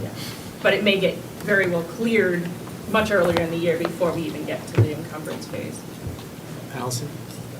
Danielle, when you were saying, when you kind of reallocate the fuel, does that mean when you're getting it from, say, the fire department, you bring the expense, the actual year-to-date number down? Is that how it's like offsetting to the expense? Yep, so Okay. what happens, it happens with diesel, gasoline, fleet maintenance, so the three big ones in DPW. We also see it in town hall under finance for postage. So those shared resources get billed to their original, hosting department, so to speak. And then when we receive the sign off from the actual reports of what's been used by each of the different divisions, finance makes a manual transfer to reassign that expense from the hosting department to the department that actually utilized it. And that's when everything comes into alignment. And there can be a lag time delay depending on when reports are generated and a month is closed out, and then it has to circulate to each department head for sign off. They have to sign off on their own expenditure portion, send it back to finance, and then finance has to do those manual entries and get finance director approval. So you could see a lag of 2 months before it's posted. Okay, great. Peter? I just want to note, what will the discussions be like, and when would they start if we are confident that we're going to have a default budget this year? Like, in terms of what you would have to do, I think we've cut $5,000, and I'm not saying this is like a threat at all. We don't do that. What I'm saying is, with us talking about the fact that, like, hey, we had a default budget last year, I think we're at $394,000 over default right now with the $5,000 cut we just made, if I'm correct. What do those discussions look like when you're trying to figure out, okay, so how do we budget for a default year? So normally, and I don't want to speak for everybody, but it is a group Just for you, discussion. yeah. So usually what happens is the department heads would get together shortly after town meeting, or, ballot day. So once it's clear that it's default, then we would meet prior to the next select board meeting usually, or maybe one extra. They like to get the new board seated and all that. And then we would discuss as a group, hey, here's what, maybe a one-time project that could go another year, or we'd be willing to offer up to offset, for instance, the cost of tipping, right? So our trash disposal is gonna go up. We can't do anything about that. I wish I could Lucille Ball shut the shut the spigot off and stop the trash coming in, so I don't have to pay for it, but it's gonna happen. So I might have to defer either something from the road plan, one of the CIP vehicle items, that kind of thing. So anyway, each department will kind of bring some ideas to the table, and then we sort of lay that at the feet of the select board, and the select board's ultimately responsible for reshuffling things in the default scenario, and they've got their goals and what they want to accomplish and, what they feel is important. So if I've had something deferred maybe 3 years in a row, maybe that item doesn't get deferred a fourth year. I don't know, but that's how it would work, is we'd wait till the actual, okay, we're really in default now. Here we go. What do we want to do? What does the board want to do? That's a follow-up. How different would that conversation be if you were talking about half of default? Meaning you're only talking about losing $200,000 over what you thought you were going to be able to do. So playing this out, so let's say Budget Committee tonight decides to recommend cutting $200,000 from DPW's bottom line, for example, right? What I would probably do is draft a memo of recommendations to the select board. Okay, if this is the final number, it doesn't get amended anywhere along the way, and budget passes, so we're not in default, but I am down $200,000 from my proposal. As opposed to $400,000. Yep. Then here's what I would recommend we do to close that gap. So it would probably, in that scenario where we know, at least coming into public hearing or coming into deliberative session, I would try to give the board that information, so if they wanted to put out some of that information, here's what this means, they could, or I could at deliberative. But on the default, we'd wait until it was actually done, what the impact of the default would be. I'll second Peter. Kelly, go ahead. Just to add to that, though, so much of that is a moving target, because as Adam stated, his budget is a little bit more unique than other departments, and a lot of the materials, cost of maintenance, cost of so much of the work that him and his team do are dependent on other people's prices. So we not only have to wait for those prices to come in to manage things like, disposing of our trash is of importance, and that is something that has continuously gone up and up and up in price. It's helpful when we have a contract, but, there's variables like that come into play constantly.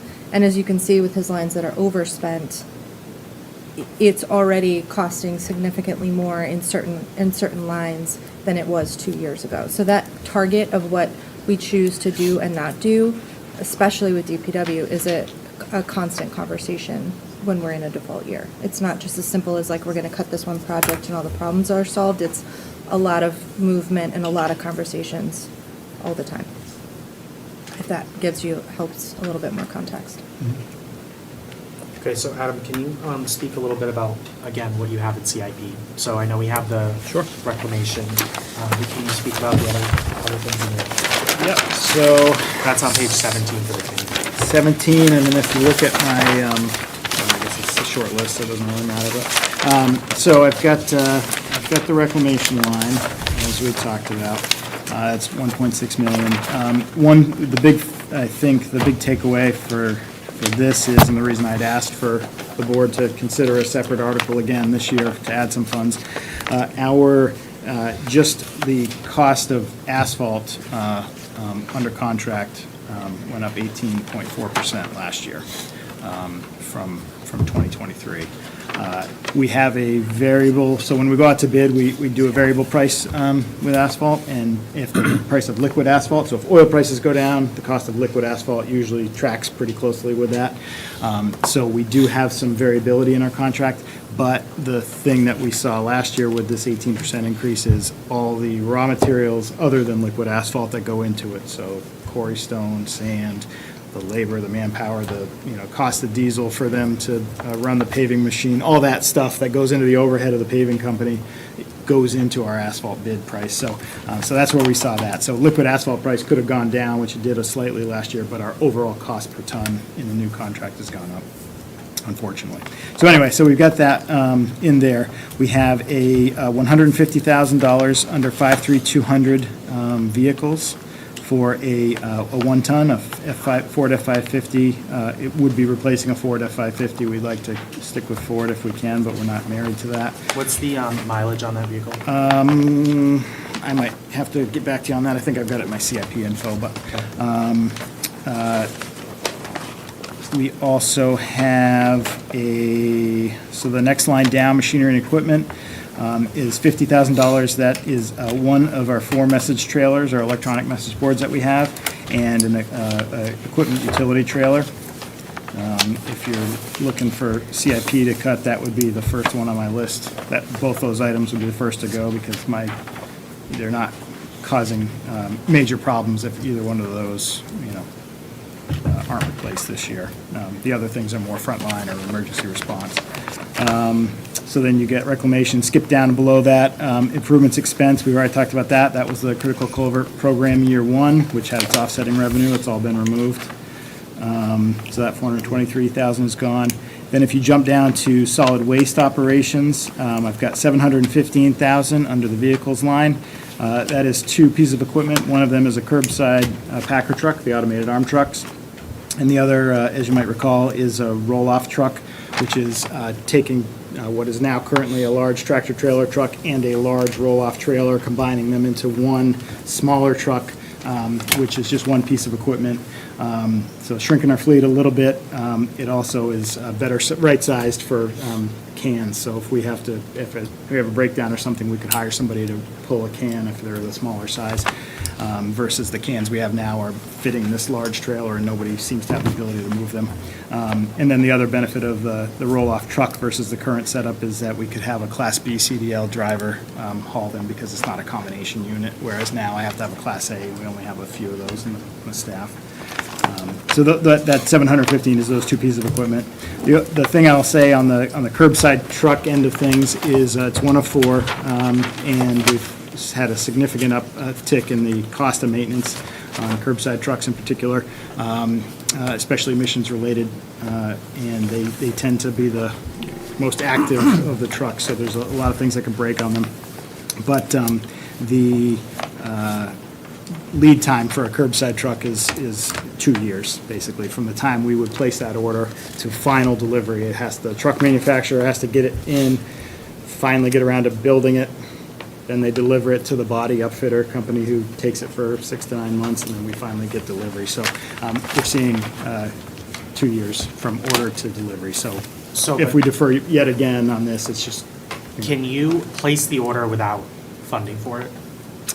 We Like could. similar to the fire department, I believe they. We could. I would be wary about, I don't know if the board would love that piece, where, unlike the fire department, where we don't have a capital reserve fund to kind of buffer, where mine is a straight, pay-as-you-go situation out of the operating budget, it'd be a pretty dangerous game.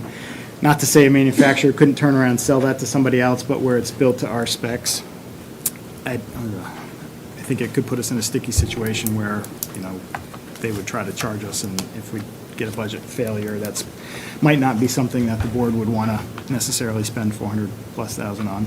Okay. In a default. Thank you. Frank? Adam, one thing you just went over, I'm looking at line 53350, the machinery and equipment. Yes. I believe you said that was the message trailer and the utility trailer. Yep. Yeah. Oh, yeah. Correct? Yes, under the Okay. 90/20. Yep, and it sounded like you said if there was something to cut out of CIP, that would be your first target? Yes, of anything, those are the 2 items that, if I'm down to 3 message trailers instead of 4, we still can make it work. It's not going to necessarily impact day-to-day operations. If I'm down a trash truck, that's a huge thing. If I'm down one of our frontline plow trucks, the 550, that's a big thing. So that, in your opinion, is your least critical ask? Exactly. Yeah, and I think when I did CIP, that was my lowest priority of the items for this year. Okay, thank you. Conveniently, it's also the smallest item, but that's, sorry. We have deferred the other things, at least the solid waste items, a couple of years now, so it's... Do you have the mileage on that? I didn't see it in the CIP. That's a plow truck? It's plow truck, it's got a dump body, so we use it in this, year-round. It's a construction vehicle. people mover, but yes, outfitted with plows and spreaders. Obviously, this is going to be dated information now, but, Is it on your detail sheets? oh, yes, there you go, good call. I think I've got them. Digging deep in my binder here, though. Can I ask a question while he's looking? It's actually mainly for Danielle. So how, if the solid waste truck is a 2-year wait, and we don't pay for it until we get it, how does that work? I mean, we can't encumber the money for all that time, can we? So it depends on, first of all, when we pay for it depends on the manufacturer. So some manufacturers will require a partial deposit, or they'll offer a discount if you pay up front. And a discount on a purchase of that size can be pretty significant. And then, as far as encumbrance goes, if we have an order that's been placed and we have the contract signed that an order's been placed, we can encumber those funds. The select board has to take very specific action to include it on their encumbrance list and have it each year until that truck is delivered on that encumbrance list, showing that it's been committed for purchase. So, from your experience, what's the deposit amount? Completely depends on Percentage-wise. the manufacturer. Sometimes it's a percentage. They vary greatly. I know on the fire truck that we did a couple years ago, the only way to work it was you had to pay the entire bill up front, but then you saved. I think we got a 75. 5% discount on that. Yeah. We haven't, for what it's worth, for ours recently, we haven't had any kind of offered discount, so we pay upon delivery. The thing with the curbside truck is if the truck has been delivered or built by the manufacturer, sometimes it's a split PO where the manufacturer has their own PO and then the upfitter. That's a bad example. On a plow truck, it works that way where we have 2 different POs. On the curbside trucks, one company, Sanitary Equipment, the last couple, they have one PO for the whole thing. So we don't pay anything until the final delivery happens. On the plow trucks, usually once, if it's a Ford vehicle, Perponi or whatever, once they provide that to the body upfitter, and we sign off on the truck chassis as meeting spec, we pay that portion of the bill, and then the only encumbrance left at that point would be for the body upfitter, for the dump body and the plows. I'm not seeing this really quickly from an hours perspective. It will be 11 years old, 11 model years old by the time we would take delivery, but I don't see it in my notes from CIP. I'm sorry. Okay, and for the curbside packer, don't you have 2 that you use and then 2 that are like in reserve? So daily, we run 2, 1 trash, 1 recycling. Almost every week, we have at least one of those 4 truck, and then 2 offline. Almost every week, we have at least 1 solid waste truck that's down for at least a portion of the week for one reason or another. So I did ask the board on the previous replacement if we could hang on to the truck instead of replace it. So increase the fleet, which, I'm pretty loath to do usually, but in this case, it's such a emergency type situation when we get down on trash trucks. If we've only got 2 left and they're both on the front line and one goes down, there aren't a whole lot of options to say, I can get those trash barrels picked up tomorrow. I can't, I could call Pinard Waste, but they might tell me, well, we'll see in a week, or we might have to start driving around with dump trucks and throwing bags up. I'm not even sure. It's a situation we don't want to be in for sure. So anyway, we've got two that operate frontline, and then in theory, two Okay, backups. so knowing that, so I have a couple motions to make, but knowing that you have the ability to make a purchase order without funding for it, and it's typically a 2-year wait, say you place the order, it's on the conveyor belt, we can have this conversation next year about a packer. I'd like to at least motion to push the packer off 1 year. That's line 902-03-230, buy 200 vehicles, 715,000. That's two That's parts. 2 items in there. There's a roll-off club and a packer, so how much is the packer? So the Packer is 430,000. All right.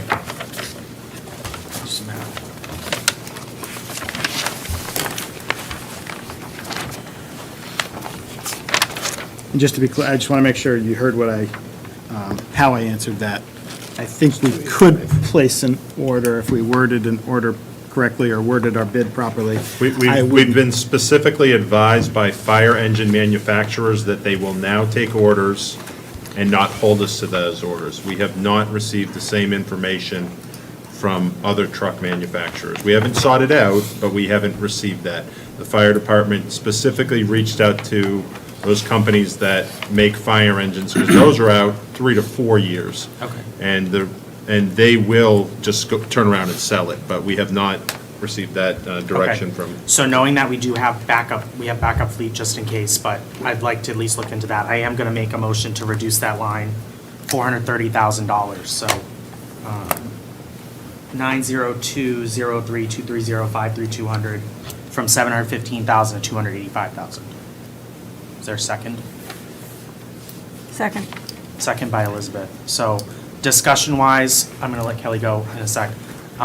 What I said is, we have the ability, I want to at least look into this possibility. We're going to have to make some difficult decisions, and I think the fact that we have backup fleet, just in case just in case something breaks down, gives me confidence that we can make this reduction. So, go ahead, Kelly. I just also want to say, as they're looking into it, that there's usually some sort of contractual, if price change, then you're also responsible for that price change. So I would be wary of that, because we've seen really significant increases to vehicles of this size. Additionally, I know Adam said that one of the trucks is down pretty regularly, but I would say probably constantly one of them is down. So I'm not saying that we can't rely on having a backup, but the rotation of the maintenance that's needed on these older trucks is becoming not only more and more costly, but like you said, if we have nothing, then that's a problem. So, I personally would like an answer before we make a reduction. I suppose someone could add it back in. But as Adam said, this has been pushed off for a couple of years, and if we don't start the process and it continues to get pushed off, we could be in trouble. Other discussion? Allison? I don't know if this is really related to it, and I don't even know how this would fit into it, but I hear a lot of other towns say that they don't have regular trash service. So what could we save if people paid for themselves if they wanted trash pickup?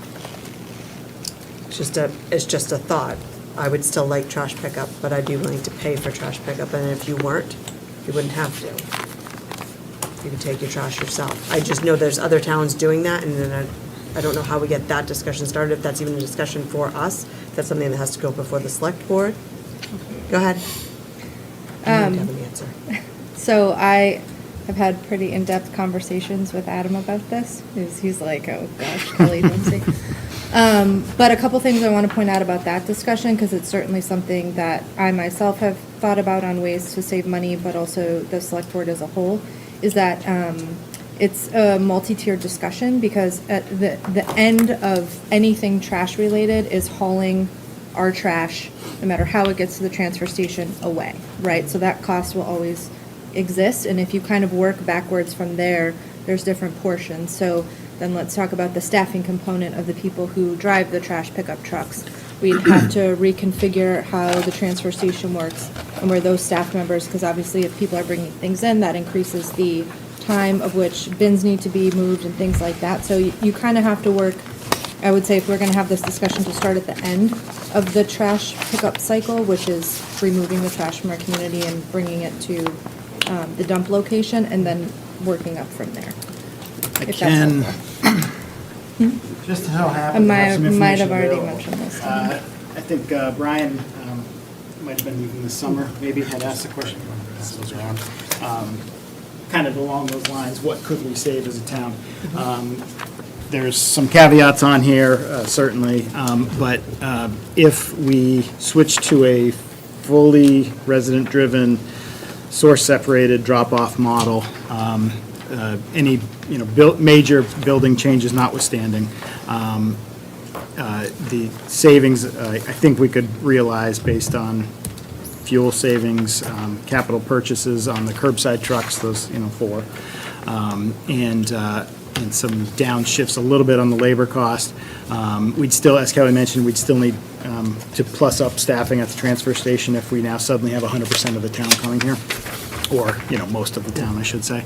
I calculated it out to be in the ballpark of about $50 for the average taxpayer per year saved, because as you mentioned, the biggest cost is still the end disposal. We don't have any of the overhead that some of these other companies have. I can tell you, just to get a sense of, order of magnitude difference, I have private pickup in the town I live in. We just have a transfer station. We don't have any curbside pickup. I pay $73 a month for weekly trash and biweekly recycling. So, I'm paying over $800 a year, and I think we're gonna maybe save in the realm of 50, even if I'm off, 100%. Save somebody $100 if they wanted to then turn around and spend $800 a year is, I think, bad math. But the other thing that, I had some notes there at the bottom for discussion too to think about. The other thing, removing that service, which is one of our more popular service, and my mechanics are right now, if they're watching, they're yelling at me because they would love nothing more than to get rid of the curbside program because of all the heartaches associated with it. But it's a kind of a regressive move where people who maybe don't have cars, elderly, people who don't have a truck, they only have a hatchback or a bicycle or a motorcycle maybe, or they walk or whatever, they don't have time to get to the transfer station, you're kind of restricting them versus the people who could afford to pay for for a curbside service, or who have a big pickup truck and they always go by the transfer station, twice a day, 5 days a week kind of thing. We're not set up for a line of cars out the door onto Elm Street every day to then every single person going to the trash hopper and the recycling building. It happens, of course, now. But when everybody in town has to come here or pay somebody that then is still going to come, we're just not meant for multiple cars at one point to be dropping off. So we'd have some building changes too that aren't really reflected in these numbers, at least for the first year. In order to keep the committee on track, we have a motion out there. Are there comments on that specific motion? Samantha and then Peter. Yeah, Adam, thank you so much for everything you do for DPW. I look at this as one of those things that, like, I do not want to cut. Like, I see the importance of this trash truck, but I also see like the ask from everyone in town of things that we need to cut, and I see this as a large item that we can put off for a year. And so I will be voting in favor of this with much regret. Peter? I just wanted to make sure I was clear, because we were having conversations about the potential of ordering the truck, but not necessarily having it in this year's budget versus having it in this year's budget. Are we saying that we want him to order it? I know that we can't make that decision, right? We don't make the decision on whether or not he orders the truck. We make the decision on the line. But I just want to get a sense of, like, are we thinking he should order this truck in this coming year, and we just want to have it in a future budget? Or are we thinking, we're really just saying, no, we want you to hold off another full year before you're ordering it? Because those are two very different things in terms of what we're asking future residents to pay for, right? Like, hey, I want to save money on my taxes this year, but get exactly what I want, but I want you to pay for it next year. Yeah, I think that's above our pay grade, I guess. That's a select board decision, what they do with that. I think it'll encourage the select board and town administration to look into that answer to that question. And, if they come forward and say, no, you absolutely need everything up front, that's a different conversation. But we do have backup equipment in this case. So there's time for us to get the answers. Got it. So not specifically saying, we're absolutely saying, yeah, we want you to order this year, but. It's not our call, so. Olivia? You said that consistently there's one vehicle. Is it consistently the same vehicle, or does it kind of rotate through all of the They all vehicles? kind of have their turn in the barrel, unfortunately. The older two Yeah. tend to be the two more often than not to have something going on, but they're all it's pretty consistent. Okay, thank you. All right, any other questions, comments? Okay, so my motion is to reduce Solid waste operations, vehicles, 902-003-230-53200, from 715,000 to 285,000, removing that curbside packer. If you're in favor of my motion, raise your hand now. Anyone opposed? Olivia Walcherdal, Kelly Boyer. Abstentions? Jared Talbot. So motion carries 11 to 2 to 1. I have another motion, Adam. I'd like to move to reduce the machinery and equipment, the signage that you indicated. So that's line 902-03-111-53350, machinery and equipment, from $50,000 to zero. Second. Second by Frank. Is there discussion on that? Samantha? Thank you. I know when we went on the DPW tours and also when you talked at CIP, those trailers, the way that they currently operate, to me, felt like a lot of a safety hazard, like they have the ability to fall and, or like catch someone's hand. And so I would be opposed to this motion for that reason. Okay. Any other discussion? Would those be coming offline if you took? We have They two, weren't. if you, in case anybody didn't go to the tour or Yeah. doesn't remember my particulars, we have two that have a hydraulically assisted raising lower, and then two that are manual crank with a wire rope. Right now, the two with the wire are definitely only in those instances like the Pumpkin Regatta where we need for elections. We tend to get requests for, additional signage. But for the, smaller things, we usually would only put out one on each end of a work zone. So they're already sort of offline. Right now, we've checked after the last incident, we've checked the safety and the condition of the wire ropes. We'd probably be able to keep them offline, or online rather, if needed. So I wouldn't take any off completely. They do have that little bit of inherent risk, but nothing that we're deeming completely unsafe and just can't be used if this motion passes. Okay. All right, so the motion on the table is to reduce line 902-03-111-53350 from $50,000 to zero. If you're in favor of that motion, raise your hand now. Well, you said they were fine. I didn't say they were fine. I said. Anyone opposed? Abstentions? Okay, motion carries 14-0-0. Sorry, I don't read the live. They're gonna start calling me Rick. Could you please make sure no one gets hurt with these? I'm concerned, but he's okay, so.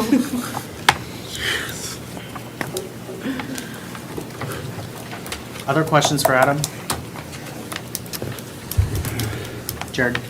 Adam, just going back to your operating budget, I know that you've had increases and they're explainable.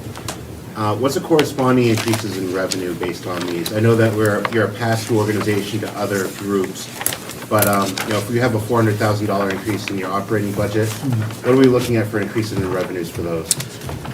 Let's see, so we had increased our solid waste revenues by about 15,000. So largely, we've got fees that we charge for drop-offs at the transfer station. So curbside collection, there's no additional fees, but any commercial haulers that bring from maybe a multifamily development or a private road, multifamily, so apartments or businesses, any private haulers pay by the pound that they bring in. We just presume they're passing on that to their, people they're serving. Any bulky waste, couches, TVs, electronics, and then hazardous waste, so tires, that kind of thing. So we have a fee structure, the board approves that every year. We try to, for most of it, we try to offset what those items cost us every year to dispose with the fees that we would take in. The one bigger example of where we don't, though, is the hazardous waste. I think I might have mentioned this previously, that we try to maintain that a little bit of a loss leader because we understand that if we don't give people a good incentive to bring it to us, take the time out of their day to not put that item in the trash, it will likely end up in the trash, and then that could be also bad for the environment, but in the end, we could get a load rejected if they find hazardous waste in that. So we do not quite make up with that, with our revenues, but we did increase our overall solid waste revenues, I think $15,000 this year, which, you know, we try to be conservative with revenues. I think we're probably going to end the year about 35,000 over maybe on, and maybe even more by the time we close out the whole year on solid waste revenues. So there might be a little bit of wiggle room if we wanted to bump that revenue number up. We increased the cemetery revenues based on sales of columbariums. We had that urn issue that I mentioned, where the hope to sell some, but then offset it with the sale, or buy some and then offset it with the sale. And then we also, I believe it was 24, the cemetery trustees adjusted a couple of their numbers for burials, so we bumped, I think, with that in mind as well, but a couple thousand. It was those, we didn't program a huge change in DPW revenues. The other item that for us comes into play with revenues is any of our grants. I try to go after those solid waste grants, you know, for the equipment that might qualify. And also our street opening permits, driveway inspections, that kind of thing. We haven't really changed those rates much. Street opening permits is going to get another look. We're due for a revision of our street opening rules. And that's when anybody needs to dig in the road or in the right-of-way around the road for utilities. It's how much we charge them just for the damage that's inflicted upon the road. Even if you patch something, it's never as good as it was prior to that work being done. So we try to recoup some of that for the town, but also the cost of our time, you know, to manage that permit, to inspect, to make sure they're doing the right backfill operation, you know, safely managing traffic, putting the right material in for the final patch. So we try to offset the cost of our time there.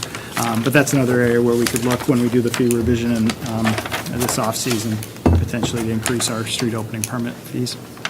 And I think our largest revenue in DPW that has largely gone unchanged since 2016 is our highway block grant from the state of New Hampshire. In 2016, we received $426,000. We're budgeting $440,000 in 2025. So as the gas tax, as people are moving away from gas, or as that is getting cut, we receive less of that share from the state. Do you have an idea on what the increase is going to be for revenue next year, what our projections are? I think that's my Total by the question. division for DPW? For DPW. 31,000 is our projected increase in revenue, unless the board were to make changes to their fee structure, which they can do during the year. And I think from Derek's note there about the highway block grant funding, with the state's fiscal year overlapping ours, we know, I think, half of what that is going to be for the final fiscal year. So it's a swag, but it's kind of tracks with how they've increased it pretty minimally each year. Thank you. And that does not include any one-off things like last year when they had the extra bridge funding and the road funding articles that were, or legislation. So I'm presuming we're not going to have that again this year, but potentially with the next biennium. Okay, so I want to take, if the committee's okay, I want to take a little break, probably like 5 minutes, 10 minutes. And then, thank you, Adam. And then Adam will be here, but Derek and Danielle have a little presentation, some papers they hand us. So we'll go into that, and then broader discussion on the budget when we get back. So let's recess until 8:10. Thank you.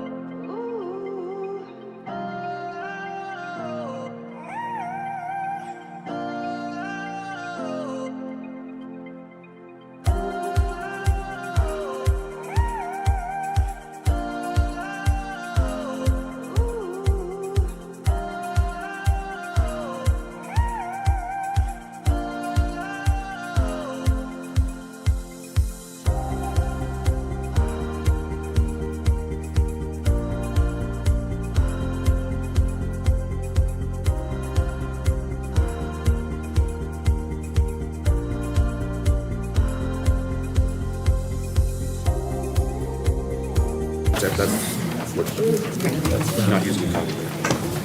That doesn't include.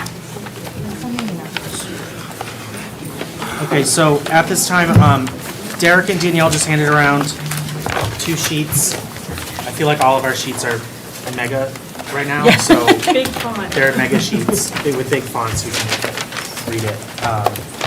So do you mind explaining those, Chelsea? Yes, if we could start with the colored sheet. So what we've provided to you is a tax calculator.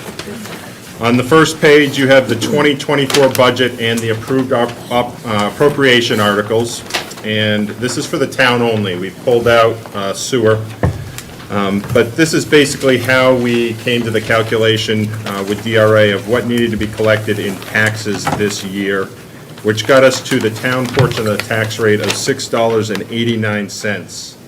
And what we've provided you is the median assessment for the single-family home. That's in that green box there.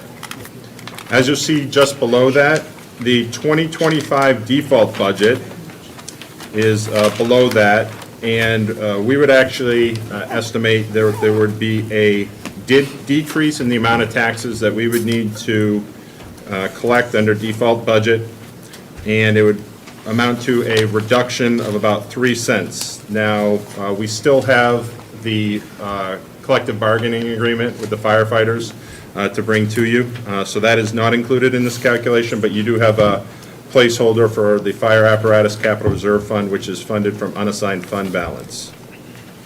So that provides you that.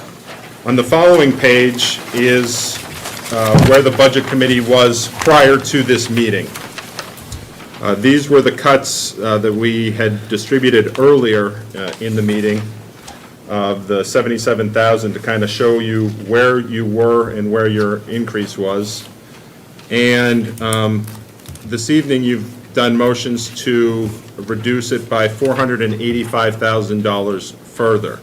So using this calculation, we would estimate that the tax rate would be about $7.53. Again, this is not on your sheet because you've made those changes tonight, which would be about a 67-cent increase on the tax rate.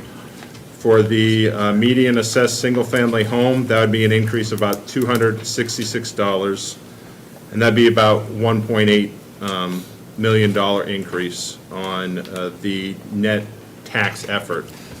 And just for a bit of perspective, that 67 cents is very similar to what the school started out with their default budget. I think in their presentations that they have on their website, they were estimating a 66-cent increase.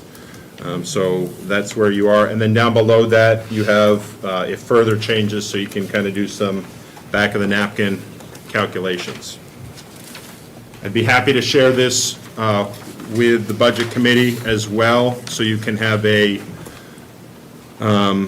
sheet that you can plug numbers into. We've also made it so if you're truly interested and you wanted to enter your property into it to see how it impact you, we could do that as well.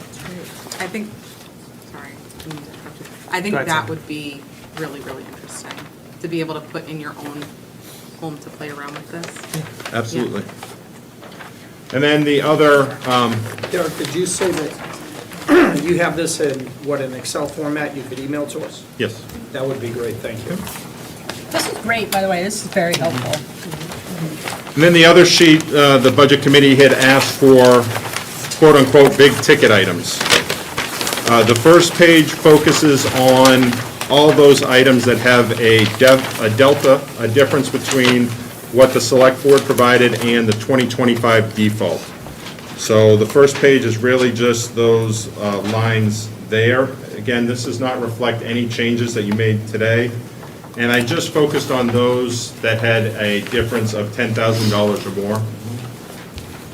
And then on the following page, you have all of your CIP projects. And that column is a tax impact column. We highlight that because one of the proposed CIP projects had almost 50% offsetting revenue. So all that information is there. Again, it doesn't reflect the changes that were voted on this evening, but you have that. Okay, thank you, this is very helpful. So I want to allow a conversation for the committee, so reactions to this. We're in deliberation, so let's open it up. Go ahead, Elizabeth. So, I mean, I think we've made a lot of progress tonight, but again, I go back to this idea of flipping the script, and that maybe what we need to be looking at is what do we have to add in, what do we want to add in over this year's budget, and then see where we are. And I've sketched out some ideas. I think we were just talking on break, I think we're still 2.6 million over last year, or the current year. But a big chunk of that is sewer. And so I'm wondering if the sewer enterprise fund has to get rolled into the town operating budget, or could it be, because it's a different animal.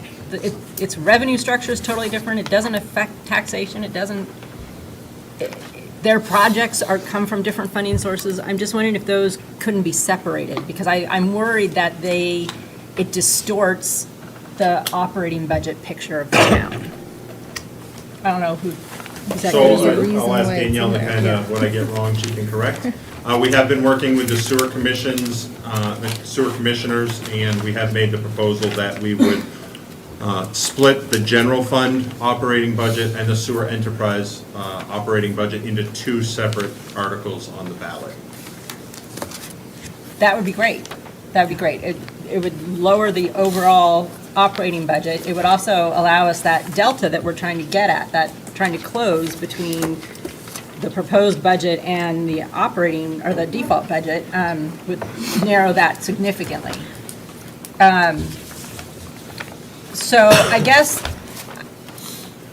kind of working backwards though here, I mean, what I look at is we start with the 2024 budget. We have about 310,000 of default. That's not discretionary, that's the law. We have health insurance, which I came up with 233,000. I would want that to be confirmed by you guys. I just looked at that insurance page. This is just the benefits line. There's also additional insurance lines in your detail. Yeah, so I looked at that insurance page in the detail and did that. And then the whole employee compensation plan, which it looks like from this that we've just received, what's the total on that? We have to add it up here. So I've broken this into three different pieces. Okay. One would be for those non-union wages to maintain their current wage where they're at today, those positions. And this includes FICA, Medicare, and New Hampshire retirement for those that it applies to. For 59 full-time and 17 part-time, this is 50% of our workforce, and it is $562,902. Okay. And that's the full 12 months. Okay. That is not in default. And then the other two? And then also in our budget, we have a matrix adjustment to adjust the non-union wage matrix. This was a recommendation that was in the compensation plan to maintain that market rate, and that 3.3% adjustment is $106,921.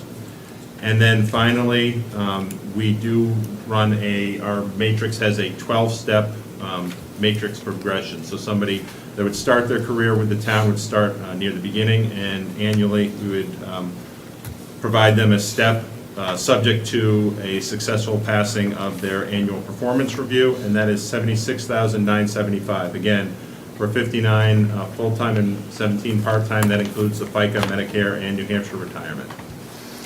Okay, so the grand total for those three lines is 746,000.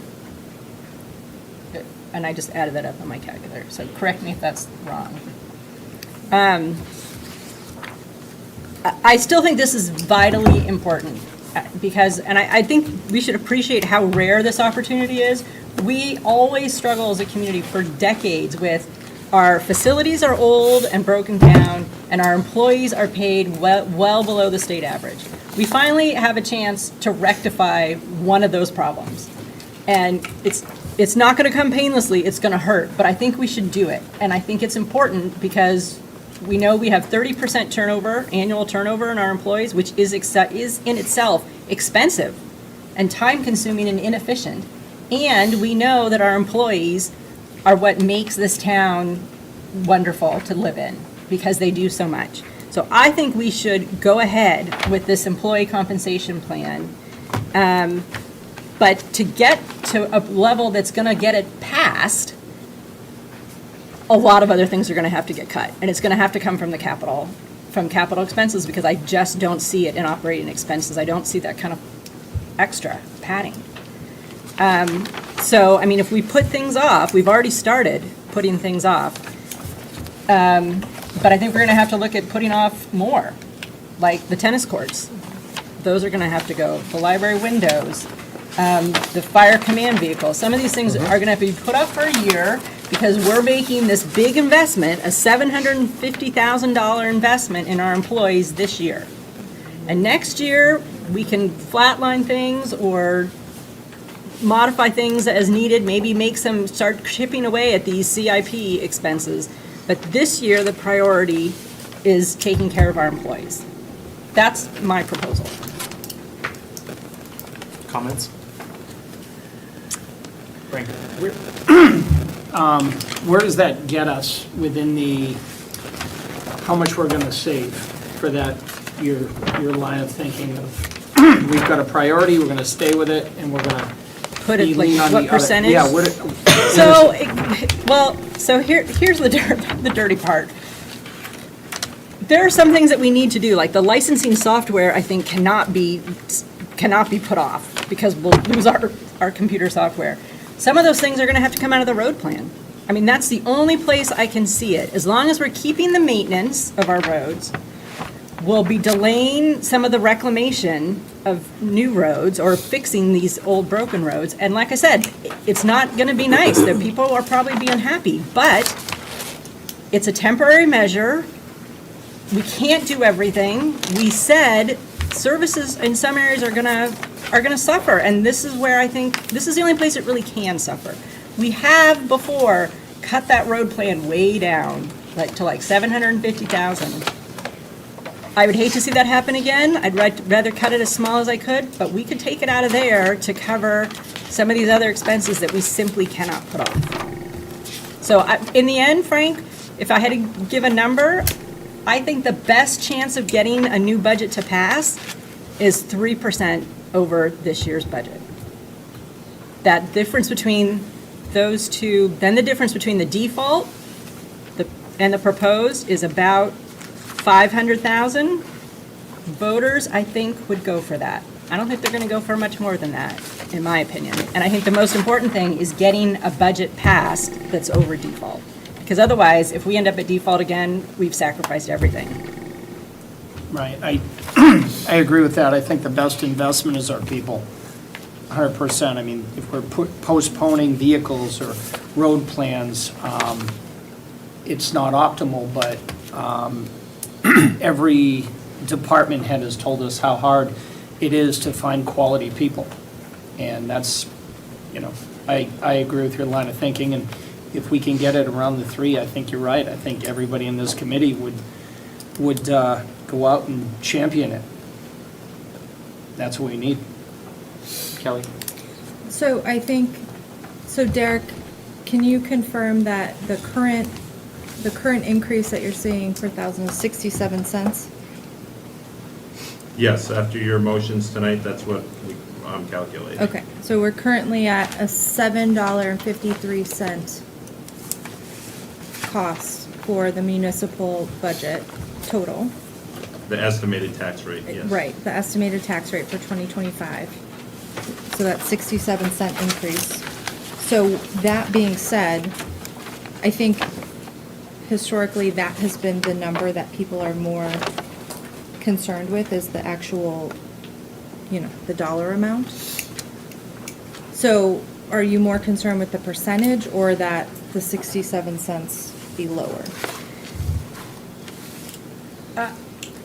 Because I look at it from this. And I understand, you're looking My at it from the percentage. experience has been that people look, they compare the proposed and the default. And if it's more than like 400, 500,000, I think they say, nope, I'm not doing it. Even if, which is short-sighted, because it could be that their taxes aren't actually going to go up that much because maybe there's revenue to meet it. But I think that's what, in my experience, if you get too far between the proposed and the default, that's when people say no. I mean, all this information is great, because as Frank said, if we can all get behind this and go out and champion it and explain it to people, I think it has a really good chance of passing. So I think it's not that doesn't matter, I just think that you gotta keep that gap as under 500.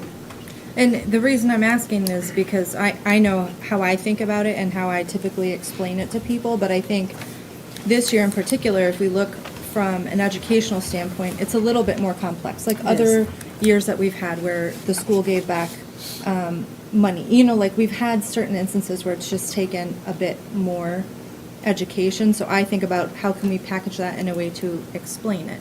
Knowing how I look at the tax rate and how you're talking about looking at the tax rate are two totally different ways to look at it. And I think in particular, the educational barrier that we come up with this year that I think will be the most difficult thing. We've already heard comments about the revaluation, which it is part of the equation but not directly correlating to it. I think when we're looking at the default from town, like we're 2 years behind. So it's hard to explain that. And I think that's the perspective that I've been looking for, is how do we make that education of why it looks the way it looks and not so much the percentage. Although it's obviously an important part of the conversation, but to educate people on that, that's how my brain's running through. And that's why I asked you. It's not wrong. It's just a different way to look at it. Well, I would say, I would hesitate to talk to people about being 2 years behind, because the budget in 2024, whether it's the default budget or not, it was the budget voters gave us. And I don't think they gave it to us with the intention that then we were going to bill them twice the following year. I think they gave it to us with the intention that this is the budget, and that's your starting point. So I would hesitate to talk about it in terms of trying to catch up from 2 years. I think we got to just look at it Yeah, that's not as- what I meant. But again, that's, I think, an educational barrier in the conversation. I mean, we heard the general public tonight, and I'm here, I don't know about anybody else, but I'm hearing a lot of people echoing the statements of what happened. And a lot of people aren't familiar with the municipal budget process, nor do they want to. They do other things in life, but they know their taxes went up. They know it went up a lot. They may not have known that the way they assess it changed, which in a perfect world, everybody's adjustment would go up the same, but we know that doesn't happen with real estate. When we go from a land and building total to a market total, some people's houses are gonna go up more, some are gonna go up less. Multiply that by the tax rate, and that's what you get. Well, that's a deep dive on each person's taxes. I think at the end of the day, I've been racking my brain for the one question of how can we get a reasonable budget to fund our departments and pick 3%. I don't think it'll pass without us championing it. And I don't think default is the way to go. So you're right, there are cuts that I would prefer not to make, but you use the word prioritize, you know, and you said, listen, if we're gonna put a stake in the ground, it's on our employees. And I like that, because I think they are our most valuable resource, so. Peter? So I just want to be, we've kind of gone back and forth a little bit when we're talking about, we're comparing it to 2024 versus we're comparing it to 2025 default. Typically on a ballot, people are going to see default for 2020, well, they are going to see default for 2025 and then proposed for 2025. We're really only talking about the town right now, right?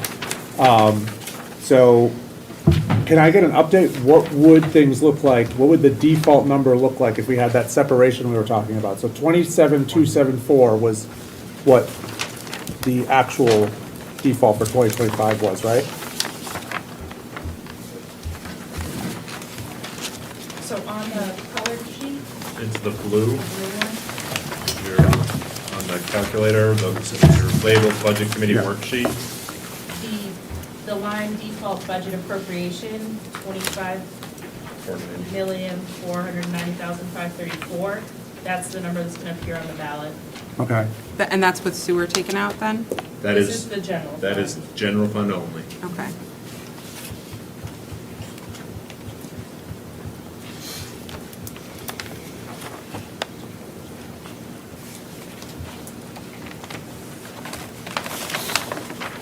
Doug?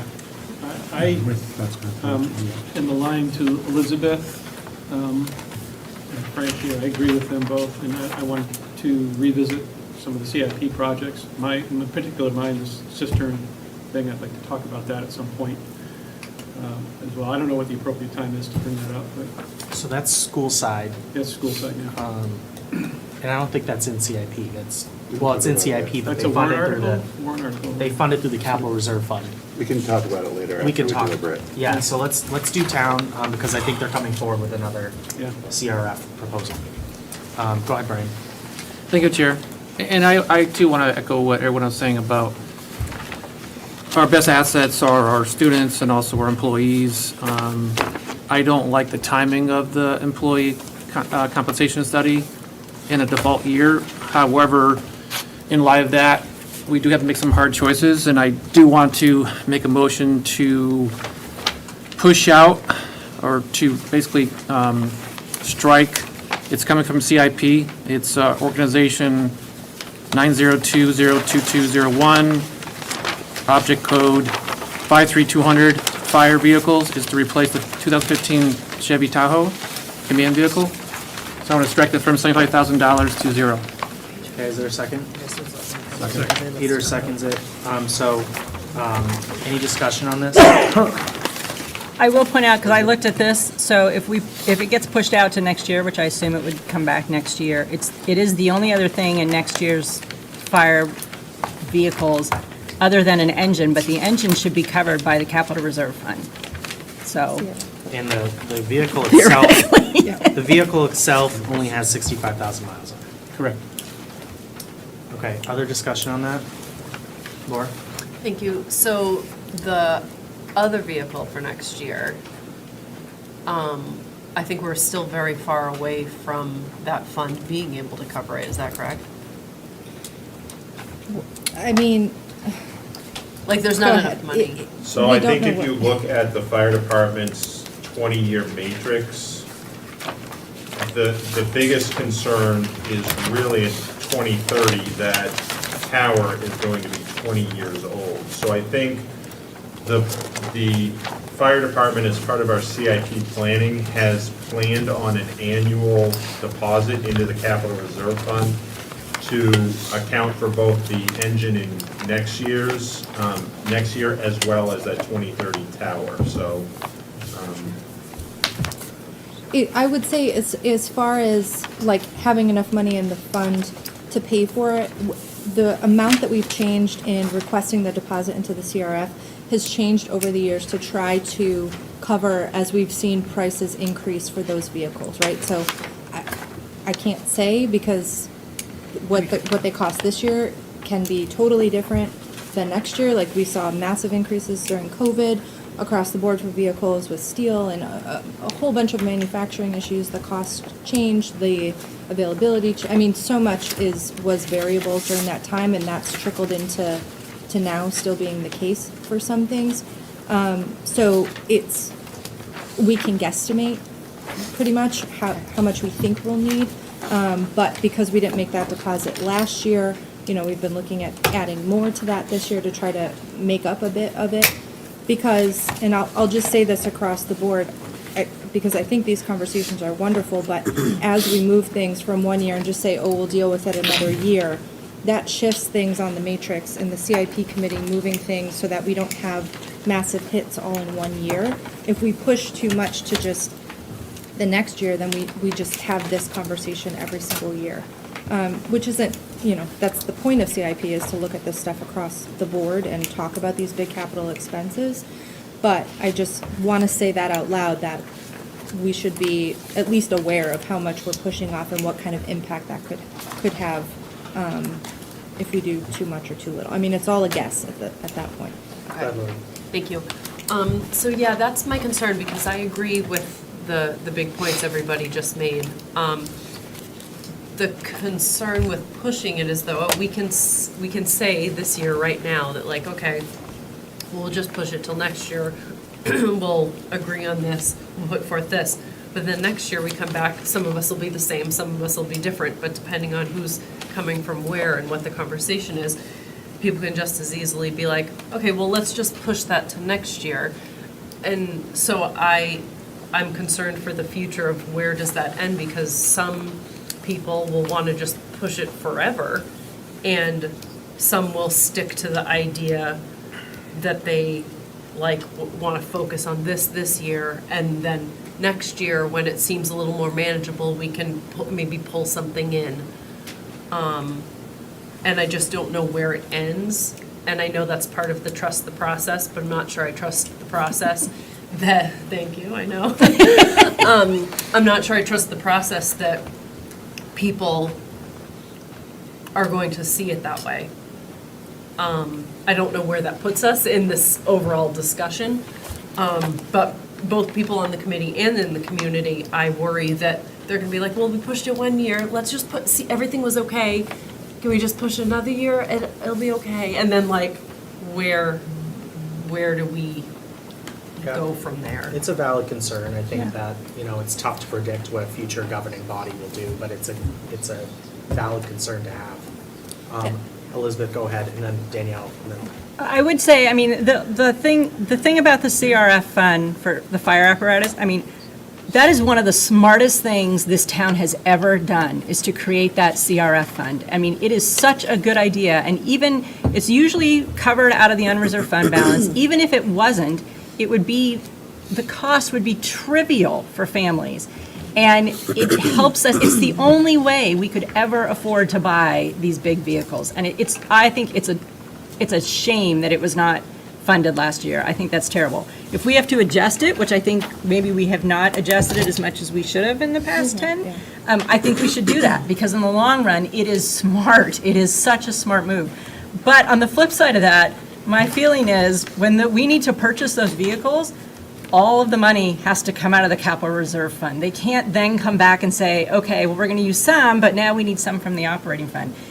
We got to manage that fund so that it covers those expenses in their entirety. And if we have to adjust it and put more in, I think it's well worth it.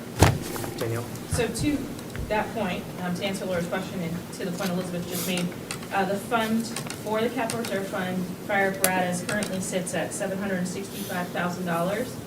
The 2026 purchase of an engine is estimated at $1.1 million. So if we do not get the deposit of $350,000 that we've proposed for 2025, we will not have enough in the fund to make that purchase without coming back to the voters and asking for that additional $350,000 in 2026. Additionally, to the point of this specific vehicle, just to reiterate something that had been said during the presentations, this is not just to replace a vehicle. This is actually an expansion of the fleet, which we do so on a very limited basis, as Adam had indicated. This was a request because currently the fire department is having to make use of large apparatus like this $1 million fire truck to move a couple personnel from one point to another point because they literally don't have another vehicle. So if they can purchase a $70,000 truck that can transport personnel and smaller equipment from point A to point B without putting the wear and tear on that $1 million vehicle, that's what the chief was trying to do. They are short a vehicle, and so he was going to, in this purchase, retain the older vehicle for that purpose. That's what had been presented to the select board and to the budget committee. But I do agree with the committee's idea of, let's take a look at the CIP. I understand what you guys are saying, I just wanted you to have the context. Okay, thank you. So anything in particular on this vehicle? Go ahead, Peter. Actually, you were saying it's essentially we're expanding something, so the second you said expand, I'm starting to think about impact fees. Can you remind me how things work in terms of funding? Let's say I just point blank want to fund that truck out of impact fees, quote unquote, like I want to use that revenue. How does that work, and is that allowable in this situation? So I don't believe it would be allowable for a vehicle purchase, because we're not expanding operations, we're expanding efficiency Okay. in that we're putting less wear and tear on our other apparatus, but we're not adding, 4 more hours of service to the day, or we're not adding an additional service that we aren't currently offering. Does that make sense? So, Yes, it does. So it impact doesn't fees- work, it doesn't yeah. fit that definition of Doesn't fit expansion. this. Okay. But if we were putting an addition on a building, that would be new, potentially. Is there, I mean, I think, am I correct that the only thing that I've heard about was pickleball this year that we were thinking about in terms of That, impact and fees we being able to use annually that? have a deposit into the general fund from road impact fees, because the amount of additional car trips that are happening because of new housing, I think we bring, is it like 12,000 or? 12,000 Yep. that we're using each year. It was 10,000, we've moved it up a little bit, so it's 12,000 a year that the impact fees for the road plan are specifically going through. Okay. Frank? Excuse me, I'm inclined to vote for this, but I was just thinking $75,000 for a vehicle. And it sounds like the major purpose of this is to eliminate the wear and tear on a $1 million fire truck, is that right? That's my understanding. Okay, so I'd be more inclined to reduce the 75,000. I mean, when you say move people from A to B, I mean, are we talking about moving a few EMTs, a few firefighters, or are we talking about moving? So this is typically, and maybe Deputy Chief, Deputy yeah, Sullivan come on can up. come up. Because, I mean, instead of just cutting it, perhaps lowering it to, I don't know. So Find a use for it. the vehicle that you're talking about is a command vehicle. Currently, it's actually assigned to me, so I'm a little biased on this one. So what it is a command vehicle, so we'd be replacing that. The vehicle that you see outside with me tonight is what would be going down to Station 2 as their utility vehicle. Or possibly our new pickup that we bought, that would be going down there. So the problem that we're having is, and as a resident, I hate seeing the engines going up and down the road as much as they are right now. But due to our staffing and due to no utility at that station, unfortunately, we just don't have anything else. So the other thing that it also brings, that we're trying to reduce with this vehicle, is the hours of that engine or ambulance sitting idle. Is, especially this time of year, those engines will freeze, the pumps will freeze. So we have to leave it running. So we're burning through the diesel, and the idling is absolutely horrible for the engines. So this is one of the other things that we're doing. And then operationally, is we have a boat there that we can't use because we have nothing to tow it with from that station. So the command vehicle itself, to answer your question, as far as the money goes, is to replace another like vehicle there. So it's not like we're trying to purchase a small vehicle just for transport. It replaces that one, and that one goes down to most likely, like the chief was talking about, I believe to you, was we recently replaced our pickup truck and actually using that down there. Because obviously these vehicles, if you've seen the back of it, if you guys haven't, feel free to take a look at it. It is a very specialty piece that helps us logistically handle calls and run calls and ensure the safety of our firefighters and the operation, because we have to run 2 separate radios at the exact same time, keep accountability for everybody on scene, including all the mutual aid companies. It is a very specialty piece. The other thing is that vehicle, so far this year, I've responded to 135 calls myself with that vehicle. And 46 have been off duty.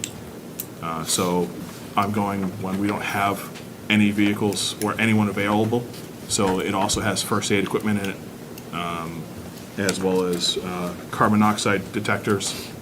So I've been handling those calls by myself because we don't have anyone else available. And I've been waiting for a mutual aid ambulance to come in and transport a patient. So it helps that type of stuff too. So it is, I get what you're getting at, and I wish I could say that would work, but unfortunately just, Right. it is a very specialty vehicle. So this is the ask is to basically get the same thing but newer, and all the equipment that's attached to it, and to use the existing vehicle you have for more transportation, is that? For towing Yep, and transportation of personnel. Right. What would be the- And equipment. right. What would be the downside of keeping the command vehicle right now the way it is? And Yep. buying something that does the transportation and towing? The only downside is you'd be driving an older vehicle instead of a newer one. And then we'd still have to replace the command vehicle. This year, as I believe you guys just saw, is we had to replace 3 panels on it. So, and I know, I think Brian was talking about the mileage, right? Remember that this vehicle has been kept in town pretty much its entire life. So Mhm. think about street miles versus highway miles. Right. Is, like, this is going off-road, onto calls, down dirt roads, and because you saw the rust, it's because it's operationally, this is an operational versus admin. This is doing a lot of the grunt work around town. So yes, absolutely, the mileage is definitely down, but they're hard miles. Okay, thank you. Thank you. Yeah. Okay, so there's a motion on the table to strike, is everyone ready to vote? Okay. So there's a motion to strike lines 902022015 through 200 from 75,000 to 0. If you're in favor of that motion, raise your hand now.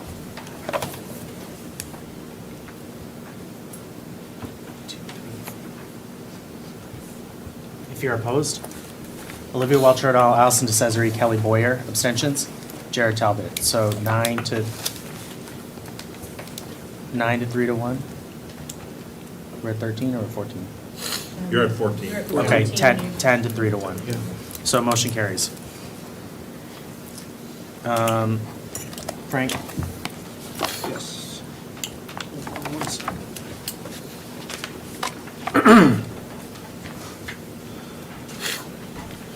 Are you? I'm sorry. Are we still Laura, how going? did you No, we're vote still on going that? here. Yes. Voted with the motion. Okay, Elizabeth, go ahead. It's going to kill me to do it, but I'm going to make a motion that we delete the tennis court,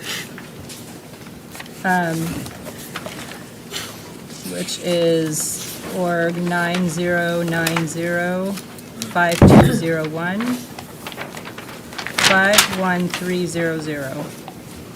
Second. Who was the second? Brian? Okay, so the do- motion is to reduce that line to 0.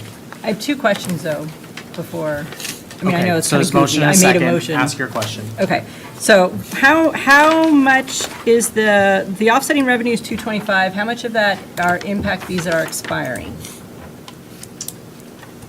We would have to look at them. We had $75,000 in impact fees. A portion of those were expiring in Yeah. 2025. I would have to double check. Are there other things we can use them for? Has to be an expansion of services. So they were I only hate- using it for that pickleball section? Yeah, I that was like know, the extra I bit? know, I get it, but I hate leaving money on the table, but, Can we divide the project? I'm not sure, I'm not Could we- familiar enough with the project to know if there's. Could we just do pickleball and leave the tennis? We can ask that question to the Parks and Rec director and bring that answer back to you. Because we don't want to leave the 75,000 on the table. right. It's not You know. 75,000 that we're talking about total though, right? The 75,000 is the impact fees that are expiring. No, they don't know what No, they don't percentage know of the what's expiring 75,000. though. 75,000 impact fees. Yeah, we would Oh, have to okay. check. Some portion of them is Some portion. expiring, they're not sure how much. Oh, okay, all right. So, and then my other question is, necessarily the can't, whole thing. That's the okay. the other thing we could do, I know you guys just told me you don't want to do this, but you could move it to a warrant article and let people vote on it. If we vote it out of the budget, that does not prevent the select board from deciding you want to put it on a special warrant article. Okay, So, yep. All right, Samantha? If I'll I go around. remember correctly, the reason that this project didn't want to, that we weren't talking about dividing it was because it would be closing down. We wanted to do one impact to the town, like to that park at once, and not close it down over multiple times. That was what I Dividing remember. the project, is that what you're talking about? Yeah, dividing up the project, you have to, because you're closing all of that tennis court area basically twice, as opposed to just closing it once and getting it done. And someone please correct me if I'm incorrect of that being the major deterrent behind us not dividing this project up. Okay. Laura, go ahead. Thank you. I don't remember that, so I can't say either way. But I did think that when Rick came with his quotes, it made the most sense financially to do it all at once, and that was a reason to not split it. And I'm not sure if that's because of impact fees and the rest of the offsetting revenue, or because of another reason. But I think it was actually made more financial sense to do it all together. But that would be a Rick double check. Yeah. Okay, so, let me just, without Rick being here, maybe we can You want to table hold off until Thursday. Rick will be here, right? Rick will not be able to be here on Thursday. He Okay. does a lot of refereeing, but Okay. we can get answers to his questions. All right, go ahead, Derek, you have answers? Well, looking quickly, it looks like about, of those 75,000, about half of them would expire in 2025. Yeah, so about 38,000. Where would those fees go? Back to the? They go back, item? yeah, we have to return them. If we can track them down from 6 years ago, otherwise we have to hold them and turn it back to the state. Joe, you got to change that state law. I've tried to move it from 6 to 10 years. I tried to do that. Because 6 years, I feel like, it's 6 years, right? I feel like Yes. that's not enough time. Yeah. Olivia? Just off of what Samantha said, I believe what Rick had said during the tour and everything was that the issue with the redesign construction project with tennis and pickleball was that the season to do it in coincided so closely with tennis season and everything too. So you'd have the school year where the school participates in it. And also, as a second question, did we ever hear about how much the school is willing to participate in this? Jack indicated at a previous meeting, I believe it was $15,000. 15, okay. But anyways, back to that, what I was saying was that it shortens that window of when they're able to tear it all out and work on it before things freeze again and weather. Okay. Other comments? Doug? Yeah, I don't know why, but $470,000 seems exorbitant to me for refurbishing of a tennis court. I've listened to Rick before, and I'd like him to do more. From what I've gleaned, I'd like to see like more homework done, get multiple quotes and stuff like that. I don't know if he's done that or not, but I think I'd like to challenge the amount at the very least and see if there can be some competitive bidding. That's what I'd like to see from Rick. Okay, Danielle? I wish Rick was here. Just on that particular piece, of course, if a project is ever awarded in the budget, before it gets awarded to a vendor, there's a full bidding process. But Rick has sought quotes. He came forward with, I believe, actually 3 quotes. I Okay. know at a minimum, I saw 2 of them. And this was the lower one. The other one is a different style, and that one was almost double. So I do know he's looked into it. It's my understanding it's not just crack filling and resurfacing. They have to actually pull it out, essentially like a reclaim of the road, except it's a reclaim of the tennis court. They have to bring it down, do the whole new base, and rebuild it. Because it's beyond repair at this point. Still seems like a lot to me. Maybe Adam can comment. He's done a lot of that stuff. But Yeah, I'm just gonna kidding. let Adam be right No, now. I'm just kidding. Laura, then Peter, then Olivia. Thank you. So I feel like if this is pulled out and put on, I have 2 thoughts. If this is pulled out and then potentially put on a warrant article, that may be a death sentence, but if that's what the voters choose, that's what they choose. But I don't think it's a bad idea in the sense of then, because we still either recommend it or don't, even if it's a warrant article. But separating it out of the budget means that we are taking a look at, judging priorities and then giving the people the option to vote specifically on like additional. And since we have to do some real bummer things, I don't think that's the worst way to go about it and then suggest it is gone about after our portion is done. Peter? I'm actually going to hold off. Olivia? Laura kind of said a lot of what I was gonna say, but, similarly to the way the library was handled, where they were asked to put, their expansion and renovation plans on a warrant, so, we could look, I think it makes sense to put bigger projects like this as a warrant, so that we can try to present a budget that does pass. Okay. Laura? And I think to just add to that, in another year, we might not have to do that because this may be like higher on the list. But this year, unfortunately, I just don't think that's the case. Okay. Frank?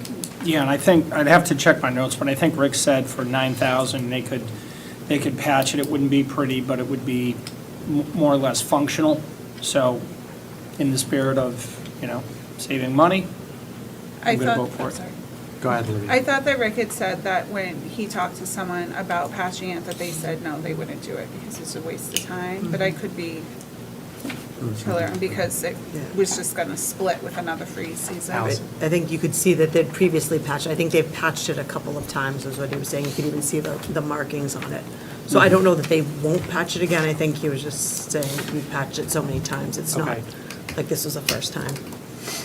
There's a motion out there. Is there further discussion on this motion? I think everybody, no? Okay. So that was Elizabeth, right? Yeah, but you don't have to put my name on it. I think he does. It's gonna be in the minutes. So the motion by Elizabeth to strike the. To all your pickleball friends. I know, they're all gonna kill me. No, it kills me too. Cut line 909-05-2015-300 from 470,000 to 0. If you're in favor of that motion, raise your hand now. Opposed? Kelly Boyer opposed. Abstentions? Jared Talbot abstains. Motion passes 12 to 1 to 1. Elizabeth? So, okay, I know you don't want more warrant articles, but the Grassmere Town Hall thing has offsetting revenue, so it doesn't cost anything.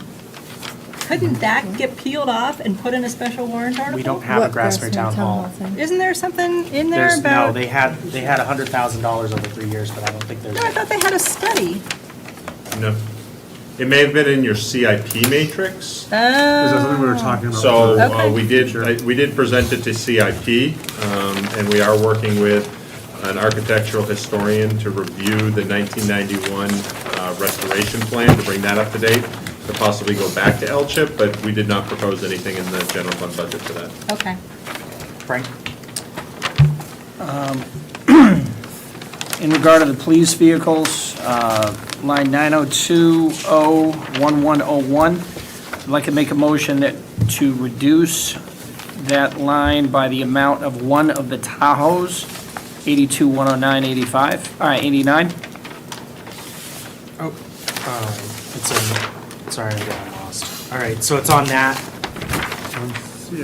All right, so the motion, so Frank, your motion is to reduce that line by $82,109.89. Yes, So one Tahoe and one Ford Interceptor will cut one of the Tahoes out. correct. Seconded. Second by Richard Manzo. Do you want to speak to that first? No. Yes, just in the spirit of, I know it's lean, like a lot of the things we're doing, I think the chief's words were, it can be done, it'll be harder, but it can be done, so that's, we're doing more with less, I guess, as a mantra here, and that's one thing I think we could save on. Derek, go ahead. And just for a point of clarification, would the committee consider, rather than reducing one of the vehicles, reducing it to 3 Interceptors? That would be a reduction of about $34,000. This town has historically funded 3 cruisers every year, and it continues in default budget. And similar to why we don't have a capital reserve fund for this specific purchase, I think our first responder vehicles are very important, and continuing and maintaining a replacement schedule of 3 vehicles is critical to PD operations.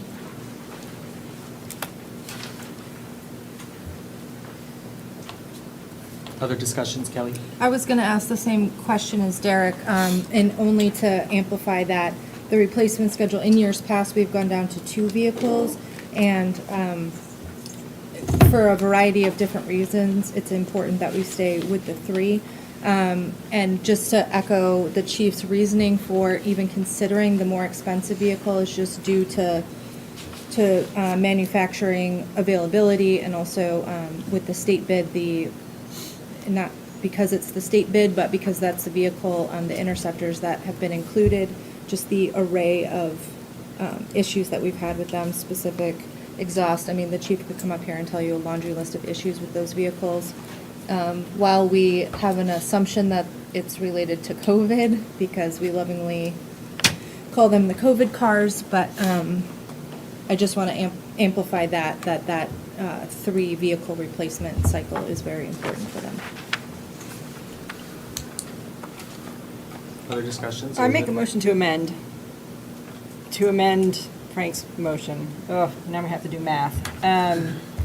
Frank wanted to knock out, what was it, 82,109, 89.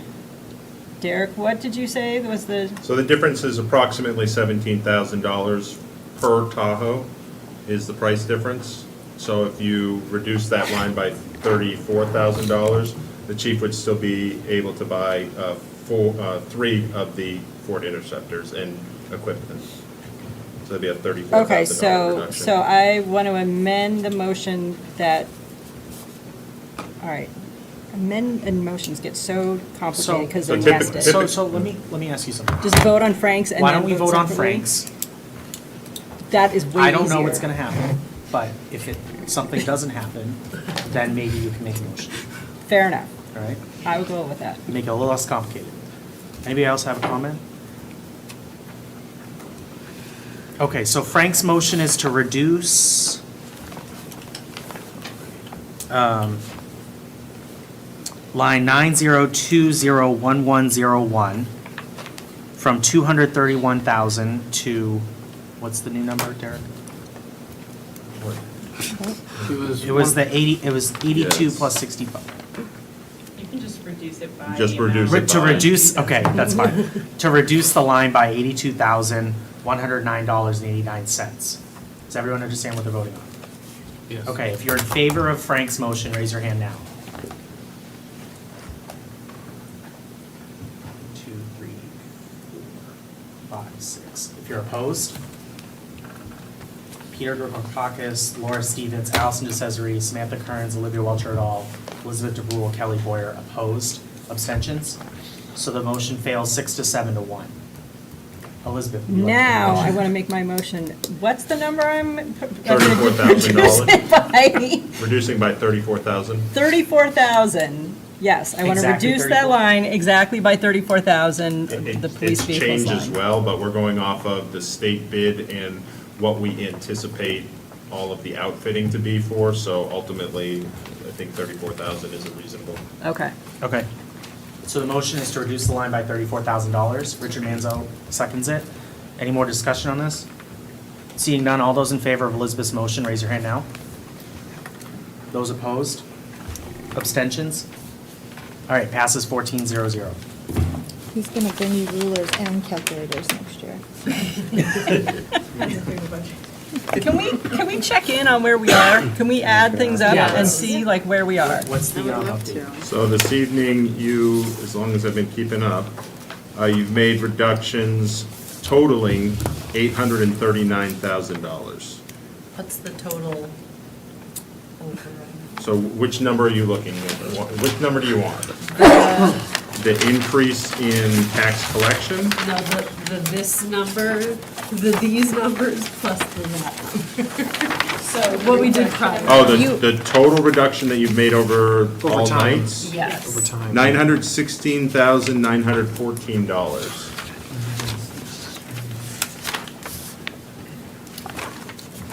Derek, Go ahead.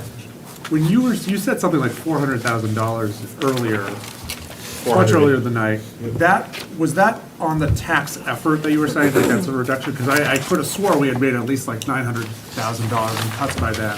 So But I my think there was notes- offsetting revenue for a lot of that. So my notes were you reduced, we gotta go back, you took $5,000 tonight, $5,000 from the cemetery operations line. Yep. You had a reduction of $430,000 from CIP. You had a reduction of $50,000 for the two trailers, the DPW trailers. So that was the 485 before I handed out the worksheet. Okay.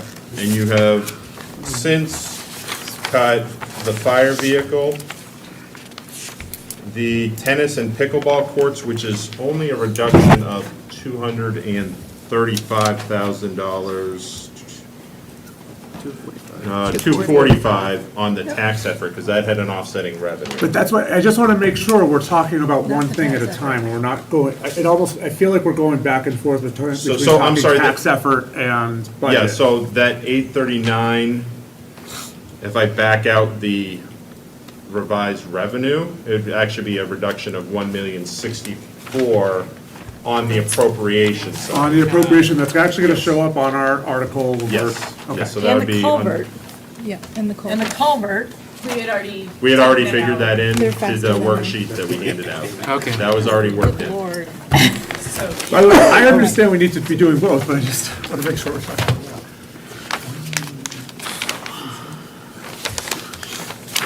So what is the delta between the default and the proposed? So the budget committee's budget right now, I have at 26,886,96. And your default has not changed, that's at 25,490,534. So that's about 1.4. 1.395. 1.4.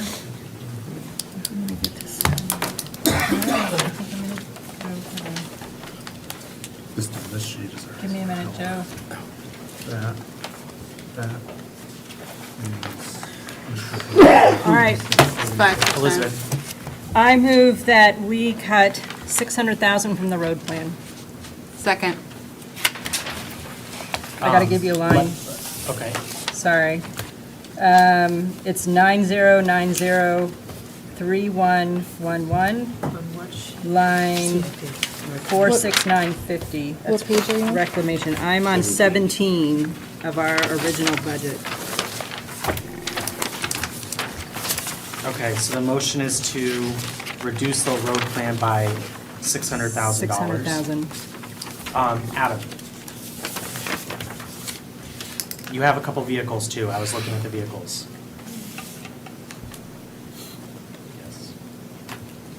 So are we going to talk about Well, you already the cut one. motion? What?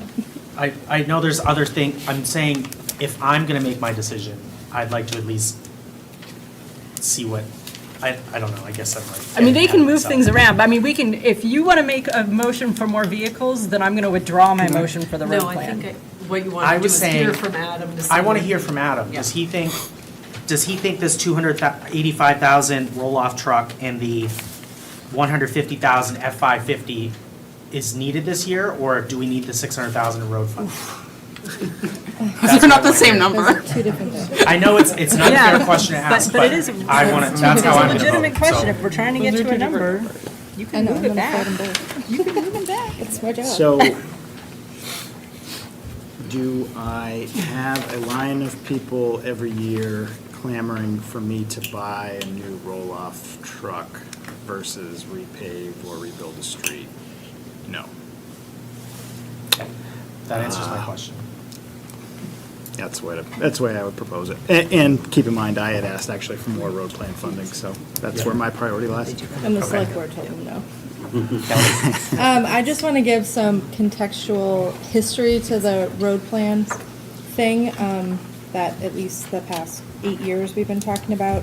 Some of you might remember, some of you might not. But when we first funds to the road plan, because the way that the roads are graded are red, orange, yellow, and green, we had more roads in Goffstown that were red and orange than we did yellow and green. And that was because for a very long time, we weren't prioritizing maintenance to the investments that we made in reclamation, building, or otherwise. We were kind of foregoing these things because roads had to be reclaimed, the price of those things started going up, and we weren't maintaining our investments in other areas. We've finally gotten to a place where the balance is more green versus yellow. So, and again, I'm just giving you more information to make your decision, is that the cost of doing those things has increased pretty significantly from when we first started talking about this. Adam, in knowing how much road per year we're trying to hit with our road plan, it's costing more to do all of those different things, especially when we focus in Pinardville on more sidewalks that are encompassed within those projects. So that will take a hit on what we can accomplish year over year. Now, it's not to say that that can't be managed, it just means a lot less. Historically, the road plan has been something that when budget committees have been looking to make a cut, that's what they grab because it's the biggest ticket item. But it's the biggest ticket item for a reason. So just think about what impact that will have in town specifically. Unless there's any other questions, if I could just say one piece and then I'll kind of let you guys back at it. To pile on to that, politically speaking, and I know one town meeting doesn't encumber future town meetings or bind them, we have very few things, and I think this is it for DPW, where the town has specifically voted to do something, and that was to add to the road plan. Now, that's, a couple of years later, but for what limited information we have about Willow voters, that is the one piece of info we do have. I've been on the committee long enough to remember that.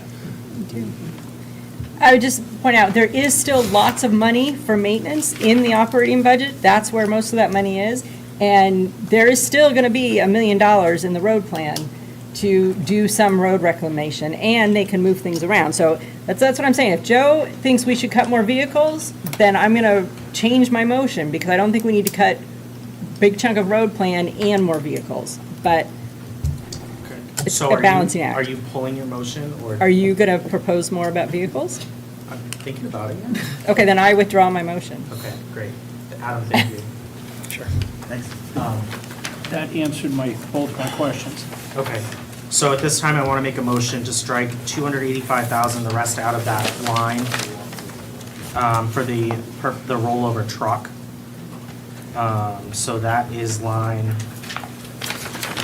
9020330 under vehicles, so reduce that, we had already reduced it, but reduce it another 285,000 to zero. Second. Second by Richard Manzo. Can I ask a question? Go ahead. So some of these things are in default, some of these things are not. Does that make a difference, Derek? Like when I mean, I know you guys can move everything around, but does it make a difference? So the way that we treat CIP is we look at really kind of the department and what it is. Vehicles for Adam are always going to be different. There's always going to be a 550 versus a 6-wheel versus a 10-wheel versus a new Packer. So what we've kind of done is group those heavy equipment and vehicles together, said this was what was approved at last year's. It's a continuous, he's got a vehicle matrix, we put those in. What we don't put into the default is those one-time projects. So right now, for example, I have $35,000 for ballot counting devices. We would, if the budget were approved with those funds there, we wouldn't pull that $35,000 forward because we see that as a one-time project. But when you have an ongoing vehicle matrix and he's got every piece of fleet all the way out and when it's going to be, we see that as a recurring cost. So that 900,000 he's got in CIP every year for vehicles, you're telling me is in default? And it's going to change kind of. It doesn't year to matter year. that the vehicles themselves change, it's still in the default? But it's not always gonna, 900. it's not gonna always be 900. These reductions that you're making here are going to reduce next year's default. But so would reducing the road plan. Yes. All right. Okay. Okay, so there's a motion to reduce that line to 0. Does everybody know what line we're talking about? Okay, so all those in favor of that? I want to. Oh, yeah, if your comments, yeah, go ahead. I know I'm not commenting to the motion, but I think we're going to this point where we're like, okay, we just got to get to our number now. I feel like you said to me the other night, Miss Elizabeth, I don't want to just do a cut to do the cut. I want like a real budget that we're like, I want actual numbers. But you've said a couple times, since you said the 600,000, I know we're not talking about the 600 anymore. You said, well, they can move it. So. You're right, but the thing is, Peter, I'm not in favor of just doing a blanket cut. I'm not in favor of like not doing this process and just saying, we're gonna cut it by this amount and you guys sort it out. I mean, I wanna see what those cuts actually look like. But I'm also conscious, as you said, we're balancing all these different pieces of information. And I'm really conscious of what that delta is between proposed and default. You guys don't have to agree with me. If you think we should have a different number, let's talk about it. No, I just want to, I guess I wanted to get to the fact that like, are we, again, just using this kind of concept? I'm looking at, I think I actually have Elizabeth's sheet that I stole the other night. Differences in budgets between one year to the next, and it's like, yeah, our DPW is our biggest department, but it's not that they're the only ones having these large increases, right? Approximately, if we're right, the town budget was about 11% over default in terms of like what we're proposing. And I'm not trying to say where we should go, but it does kind of seem,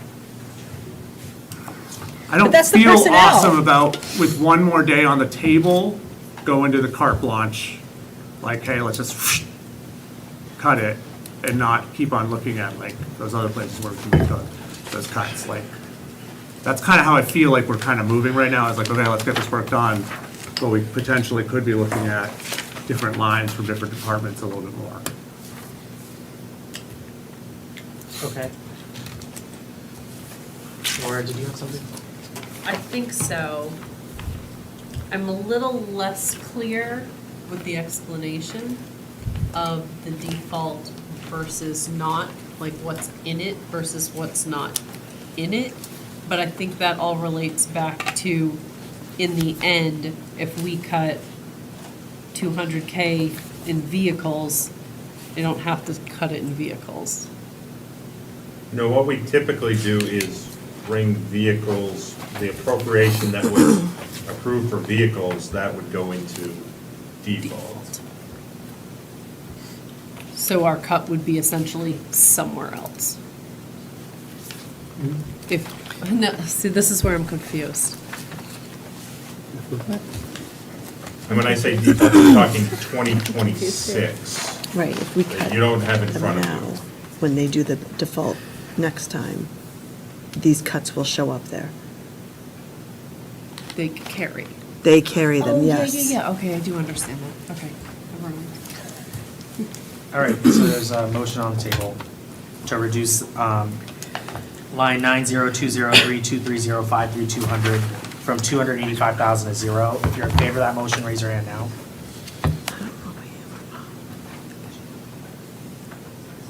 If you're opposed, Allison DeCesare, Laura Stevens, Peter Gregorakis, Olivia Welcher et al., Kelly Boyer, so that's 5 opposed. Any abstentions? Jerry Talbot. So the motion carries 8 to 5 to 1. 8 to 5 to 1. So my next motion is to reduce the 150,000 from line 9020311153200. That's the Ford F550 plow. Correct, Adam? It's plow. Okay, so the motion is to reduce that to 0. Is there a second? I'll second. Second by Brian. Discussion? How much rust did you say is on that plow? Because do you Yeah, think it's let's going do to this make public. it another year? Yes. It will make it another year. It will? The plow will Okay. make it another year. Okay, that's what Adam Jacobs just said, for the record. Jared? Just want to go off what Laura said during the last conversation. If we reduce this to 0, will our default for next year in this CIP line then be 0? And if this budget's approved? If there are no other vehicles in DPW, if all the vehicles are reduced, yes. Because this line item is going to be zeroed out in vehicles. So next year, the default would be 0 for this line. Thank you. You're saying the whole line counts towards the default though, right? We're looking at it portion by portion right now, but if the entire line, if that was to 0? So unfortunately, the state law, RSA 40:13, doesn't really explain our interpretation. Putting together a default budget is part science and part art and part legal. We have kind of viewed that all of the departments have vehicle replacement schedules.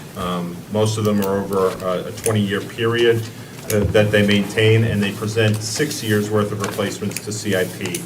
So we do tend to move those together within the department. So, you know, DPW has a certain amount of vehicles and heavy equipment within this budget. But yes, if you were to zero out all of the DPW vehicles, and that is the budget that's approved, we would say that is the appropriation that was approved by the voters, and there was no appropriation for DPW vehicles next year. So I would like to amend my motion and reduce that line to $1. Then you'll have $1 You'll have next $1 year. in it. So they can't change, like, they can't just put money in it from a different part of the budget? They That's what can- I'm saying, is like, if Yeah, but it's the 0, that default means you is can't buy $1. any vehicles. No. Okay, They I just can wanna make still sure. move money into it even if it's 0. The question was, will the default calculation that we present to you next year show as 0? It will show as whatever amount is passed at town meeting. So ironically, if we had a default budget instead of the budget committee's proposed budget, there would be an amount in the CIP vehicles for DPW.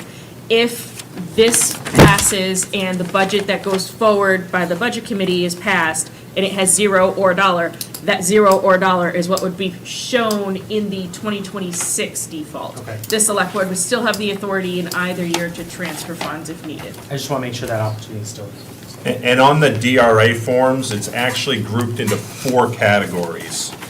Unfortunately, your budget printout on 17 doesn't have those, but if you look at the first 4 digits of the org code, 9020, 9030, 9090, and I don't think we have the other category. So the DRA form would still have funds in each of those categories, so we would be able to do budget transfers between those categories. Okay.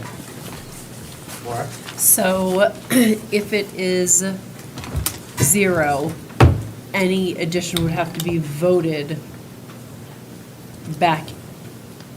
No. I think the answer would be, when we look at this budget next year, right, assuming this budget passes. Right. It will say vehicles, how much did you spend in 2025? $0. How much are you trying to spend in 2026? $285,000. And we'll be like, why is there such a huge increase? And then Adam will have to explain it to us. And then when we call him back 2 weeks later, we'll be like, why is there that huge increase again? And he'll have to explain it to us again. That will just be what we do, you know? Okay. Except the number will be 2 million. Right. Because it'll all be new spend. It'll be all new. Thank you. Oh, and why is the delta so big? So we'll be like, wow, this is crazy. All right, so the motion is to reduce that line 9020311153,200. Who is the second, just so we can know? Brian Mazer. Thank you. From 150,000 to 0. If you're in favor of that motion, raise your hand now. Those, I'm sorry, 1, 2, 3, 4, 5, 6, 7. If you're opposed, Allison DeCesare, Laura Stevens, Peter Gregorkakis, Olivia Welch-Erdl, Kelly Boyer, and abstentions, Jared Talbot. So the motion carries 8 to 5 to 1. Would the chair entertain a recess so we can Sure. double check our numbers? Yeah, that'd be and great. provide you an Just going to update? ask you for that, because if we stop now, I think we're at like a 3.8% increase over the current year's budget, which could be enough. We've made some really big cuts. But let's see We what can they calculate say. during recess. We have a recess? Guys, We're Samantha, gonna how meet did you Thursday vote on that? regardless. I voted in favor. Okay, that's what I thought. Do we want to continue? Let's Keep give them a going. minute. Let's and give 'em a just minute. See Okay. where we are. 4 minutes. All right, we're adjourned till 9:28.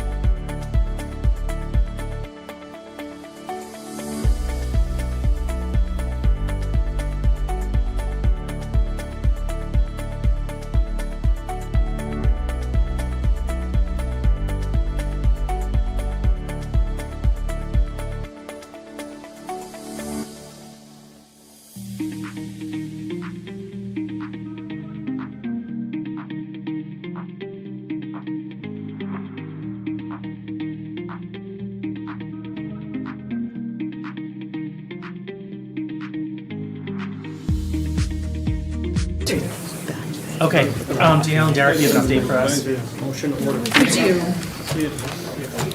So we double-checked our math on the appropriation side. This evening, you have voted on motions to cut $1,499,000 of appropriations, which would bring the Budget Committee budget to $26,451,096. I'm sorry. When- 96. And 96. So, 26,451,096. Yep, gotcha. And what do you want me to compare as your base? Compare it, I want both. I want the 2024 default. And then I want the 2025 default. Okay, so I've already calculated it against the 2025 default. Okay. It is 3.8% above 2025 default. 3.76. What did I say? What did I say? 3.8. I'm just saying. You're- Was it 3.9? I mean, I can go out. 3.76. Oh, 3.76. 83093. So I rounded. Don't round Yeah, we were up. right. Don't round up. Okay, and then No, let me just put in another calculation here for, and you want to compare it against 2024? The problem that you will see on your, if you're looking at your budget printout, is we do not have other appropriation articles in there. We do not have the 3 approved CBAs in there. If I include those 3 approved CBAs, because that's the number that you have. Here. The number here, under 2024, that 25,595,420, that includes the 3 approved CBAs. You are at an increase of 3.3%, 3.34 Over this current year. over 2024. Okay. For next meeting, we're gonna have to have a meeting Thursday. For next meeting, I wanna look at town-wide where the vacant positions are. The whole town, CBA, non-CBA, whatever it is. Understood. Thank you. Frank? I'd like to motion line number, Go page first, please. page 15, line 5501, 0000, 53460, facility maintenance. Library facility maintenance. Yes, I'd like to reduce that number by 20,000, that's the drainage repairs. Okay. There's a motion by Frank to reduce that line from 55,000 to 35,000. Is there a second? Second. Second by Doug. Okay, discussion on that, Frank? Hold on, just give me a second. What line was this again? This was in the library operating budget, facility maintenance. Probably about 2/3 down the page. Yeah. Page 15. 5th line from the bottom.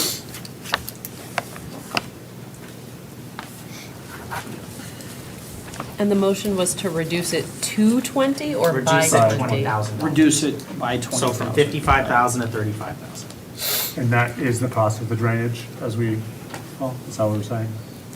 Yes. That's the drainage repair. Okay. Kelly, go ahead. Is Frank going to speak to his motion? Or? Yeah, hold on. Doug, you seconded that, correct? Okay.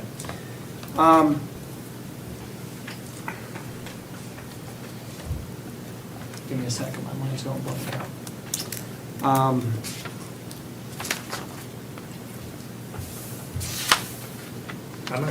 Well, I'm happy to go. Go ahead, Kelly. So I'll just say, personally, I don't believe that this is a nice-to-have thing, only because I don't know how many of you have visited the library when that parking lot has flooded, but it, like, over a foot of water, sometimes directly in the handicap spots. Like, it's not just like, there's a little bit water in the parking lot, it's a significant amount of water to the point where people get nervous about driving over it because it's so deep. That portion of the parking lot goes like this, and it's like, it's a flooding concern, but also impedes people from getting physically to the door. So, I mean, this is not something that I would cut purely for that reason. Do you think this is something that can be combined with other grant opportunities? Because I think the whole conversation is, like, around a grant would be like water retention or water, like, prevention from getting near the historical building. Like, I guess I'm wondering, I like, don't if this is cut, but we were to maintain a certain amount of money in the CIP for the windows, for instance, they could use that as an opportunity to, like, get it all in one foul swoop.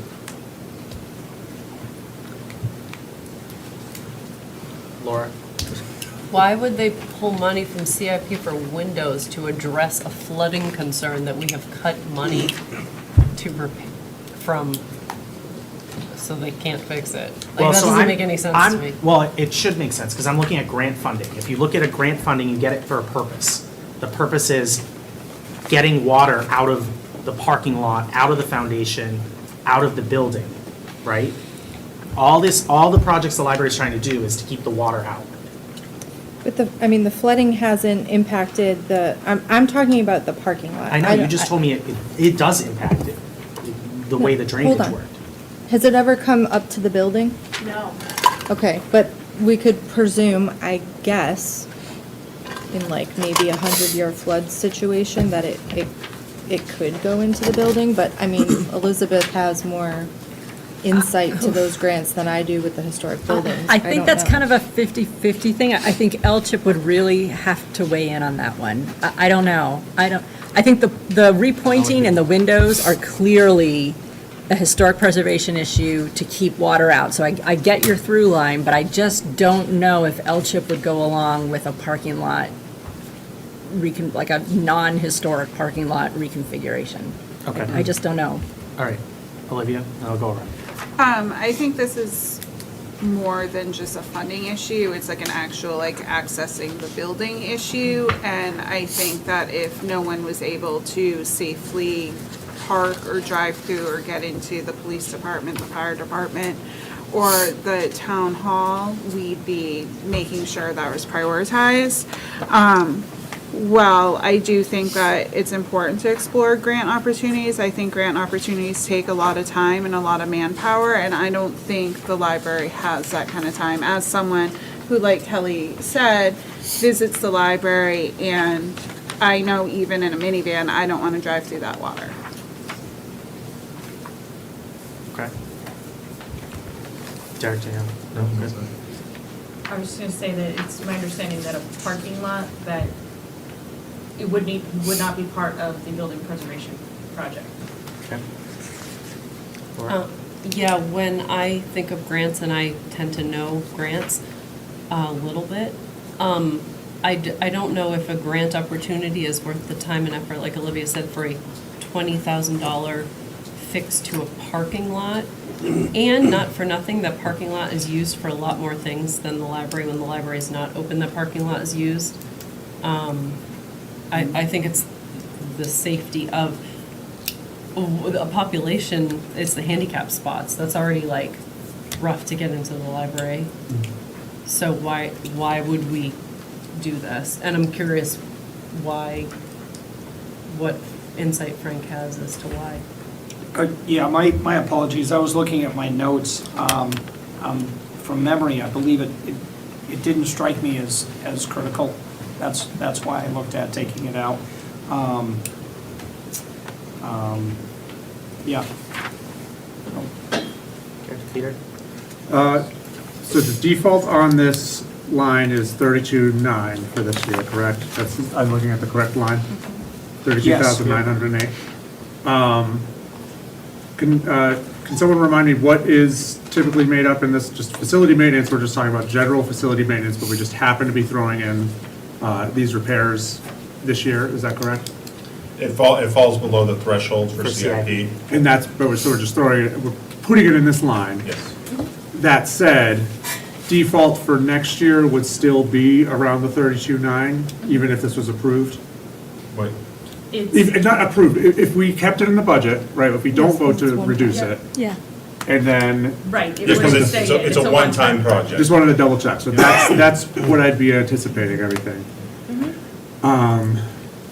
So in some ways, is this another one of those situations where we're saying, unfortunately, we're cutting a line, at least we're cutting it basically to default, but if the town decides to move money. It's a they bottom line decide- budget. That's what I've been told. I know. But I'm saying that we're also not what I was kind of getting at earlier is I don't love that we're impacting future defaults with some of our votes.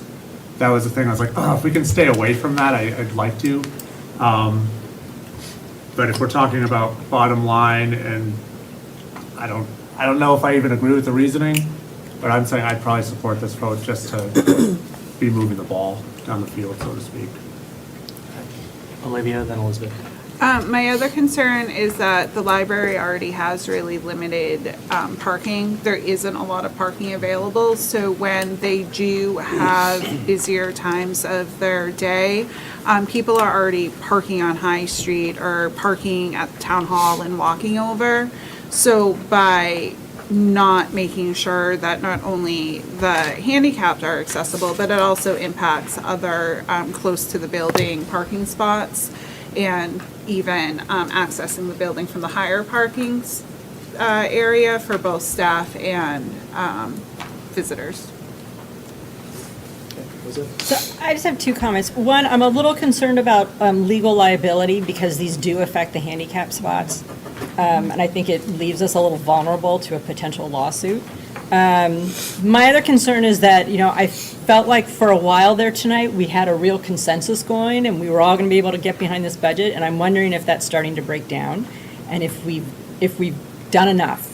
Or if we are at a point where we still feel like we can all be on the same page and go out and support this budget, or if we're going too far. So I don't think I'm going to vote for this, just because I kind of feel like we need to have that discussion before we do any more cuts, because that consensus is important. Laura? Well, I think we can have consensus more or less overall without having consensus over like every single, that's just not gonna happen. If we're looking for consensus on every single vote, that's not gonna happen. But if we can get to a budget in the end that we can all get behind, that's fine. But one line does not make or break the overall fact of us going out and, standing behind our budget, because it is ours.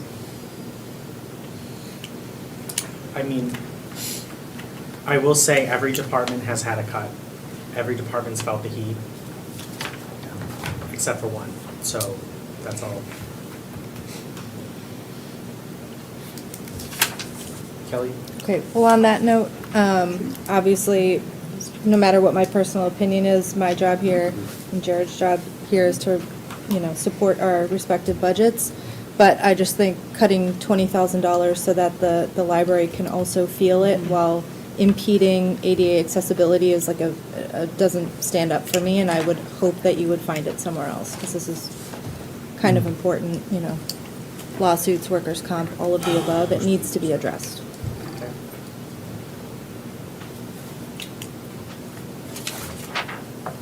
Adam. Oh, is Adam going to make us? Oh, yeah, no, sorry. I'll make it brief. Even though it's in the library's budget, I just wanted everybody to kind of know the full scope of this project. In the past, when we had a back-on unit, we would occasionally bring that over to at least take the curse off of the flooding, pump it down as best we could. I know at least once fire department's been over there with one of their pumps or a pump truck to try to get it down at least where it was manageable. In the winter in particular, when water freezes, we get repeated calls to place excessive amounts of salt over there to try to break up the ice and, to the whole liability piece, try to make it as passable as possible. So cutting this does spread the pain a little bit back to the two other departments at least that have worked on this.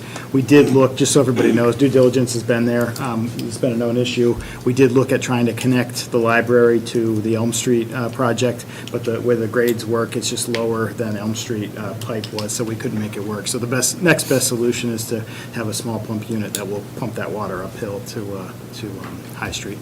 Thank you. In regard to the additional employees and time needed, I'm going to withdraw the motion. Okay. Peter? I wanted to get a sense, Elizabeth had asked a great question, but I also wanted to get a sense of, from all of us, how far do we want to keep on going tonight in terms of looking, because for me, I kind of I'm going to want to look at every other department that we haven't really spent a lot of time on tonight. And I feel like I need more time, so I just didn't know how much longer everyone wanted to go tonight. Engage the committee, what does the committee think?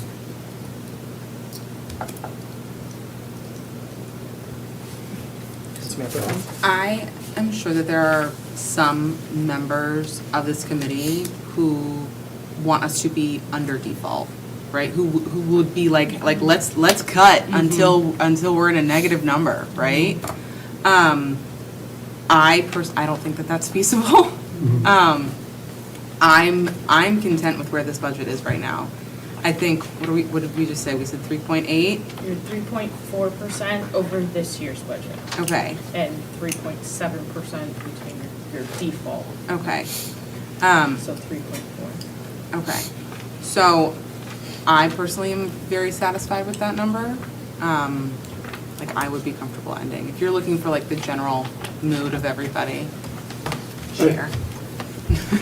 Can I answer them afterwards, after this?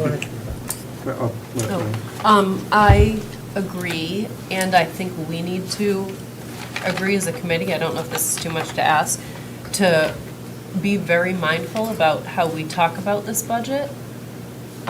We saw it with public comment today, and it's clearly been all over Facebook. I haven't seen it, but I'm not on the right things, I guess. Because how we talk about it and how we explain it does make a difference. And if people are just kind of throwing out percentages and you know how you're talking about it, it's a lot more than that. And whether you agree with it, I guess, or not on a personal level, that's one thing. But if we do want this to pass, and people have said that that is the goal, then we really gotta either curb conversation online that takes it in like a direction that's, untrue or unclear, or state the facts when that happens, because apparently that is where a lot of people are getting their information. We've heard it here tonight. So I just ask that everyone consider that, going out into the world after tonight. Do you mind if I respond first? I'm going to make the suggestion that I think we put a pause on things after hearing kind of those types of comments, because I think we made some really good progress tonight, and I don't want to start moving in the wrong direction. I want us to I just think, we've done a lot. Maybe let your mind rest for a little bit, regroup, come back, look at these numbers, and decide, okay, how do we feel? But I don't want us to feel that type of fragmentation going into Thursday, for sure. Yeah, I agree with Peter. I mean, we've been here for almost 4 hours, and everybody gets a little punchy once we get tired or unable to order pizza. So yeah, I will, I'm in agreement. I think we should. Can I make a motion? And I will, Yeah, no. throw it out. I was We still have public ready. comment, I've never done it. Kelly, go ahead. Yeah, I have one thing to address if we're good with the budget discussions. Is that Yeah, for today. Okay. We're gonna meet Thursday, definitely. perfect? So I want to bring one thing up. Sorry to put a damper on your let's get out of here, because I might be a little bit long-winded. So I've heard discussions about the non-union specifically because of the select board implementing the non-union compensation study pay. And I felt this was really important to put some statistics together, so I went ahead and did that. And then furthermore, brought it to the select board last night to get their blessing on me reading this information as part of the board as a whole, and not just my opinion on what happened. So because there's been, again, outside discussion about this, overall, I thought that it was important to still address this. And so that also you can think about it as you're coming into next week. I've had a number of non-union employees who have been very concerned with the discussion that this board has had. And so doing my due diligence in bringing more information to all of you, I just wanted to put this together. So please bear with me while I read this. So this is in regards to the Goffstown Select Board decision to implement the non-union employee compensation study. Given the constraints of a bottom-line budget, the Select Board exercised its state statutory authority to prioritize the non-union wage compensation plan by reallocating funds to address the significant underpayment of non-union employees who were earning, on average, more than 8% below fair market wages. This decision aimed to reduce the high rate of annual personnel turnover, which had a direct impact on the town's operation. Increase in recruitment and training costs and the loss of experienced personnel strained vital departments. Ensuring fair and competitive compensation was essential for maintaining continuity and equality of key public services such as public safety, public works, and overall administration. The compensation study was an investment funded by taxpayers, and had the board not acted on this finding, the town risked wasting those resources. By implementing the necessary adjustment, even if limited or not to its fullest extent, the board ensured that the funds spent on the study were used effectively and addressed a clear issue backed by data, preventing the town from falling further behind. The board was also committed to ensuring that thousands of dollars approved by the voters were not squandered, ignoring this critical issue supported by, I think I just read the same paragraph over again. Despite operating in a default budget year with limited options, the Select Board recognized its duty as stewards of the town resources, correcting compensation issues when seen as an investment in the town's future, ensuring it could retain qualified employees, and avoiding costly disruptions. Investing in competitive wages now would prevent higher future costs, a high turnover rate, and related recruitment and training expenses that were, through the study, found to be far more costly than addressing the compensation shortfalls up front. Maintaining the core services in a default year required a stable, qualified workforce. Underpaying those employees, especially in critical departments, led to turnover that disrupted these services, created operational gaps, and increased costs of recruitment and training. And through some of these things, and Derek's going to email this out, but I went ahead and took the compensation study as a whole and basically summarized the quantifiable data to share with all of you. And just some of the fields that were highlighted were employee retention and recruitment, which was a huge portion of that, market competitiveness and economic pressures. I think every single department head has spoke in excess about employees being poached by other departments, having people reach out to them directly, and all of the creative ways that towns are implementing bonuses to try to retain people. Efficient use of resources, overall departmental impact and service quality. When we look at those numbers for overtime and what that does to our staff when we have shortcomings in our department, it's crucial that their support services are maintained. And then, again, also the long-term cost savings. We've heard, especially in our public safety departments, we hear about how much it takes to onboard somebody and also the cost to then retrain somebody and the staff costs. So as turnover is higher and higher, it costs us more and more each year. So overall, I skipped a bunch of this, but I'm not going to continue to read numbers at you guys at this point. But I hope that you'll all take that with you. I was happy to hear some people echo tonight that this was important because, again, I want to just explain how important this was to the Select Board and that portion of almost 70 employees that it impacted. So I'm done. Okay. Anything else for old business, budgeting? Okay, is there anyone here for public comment? School representative? Sure. Who's getting that? I mean. Oh, I didn't, okay. Yeah. Just saying, I mean. Oh, I just you put don't wanna do myself it. in there, go ahead. Yeah. Go ahead. You could go first. So just want to give some updates to people. For those of you that may not know, and I can't remember if we mentioned it, Principal McBride has decided to retire. His last year will be next year. So his last active date as principal of the high school will be June 30th, 2026. Six. Thank you. So we are engaging in an active pursuit for a principal for the school. We do have a policy around that. I know the two school board members that are in this room, they are on the committee for our next principal search, as well as another school board member and somebody from New Boston School as part of our area agreement.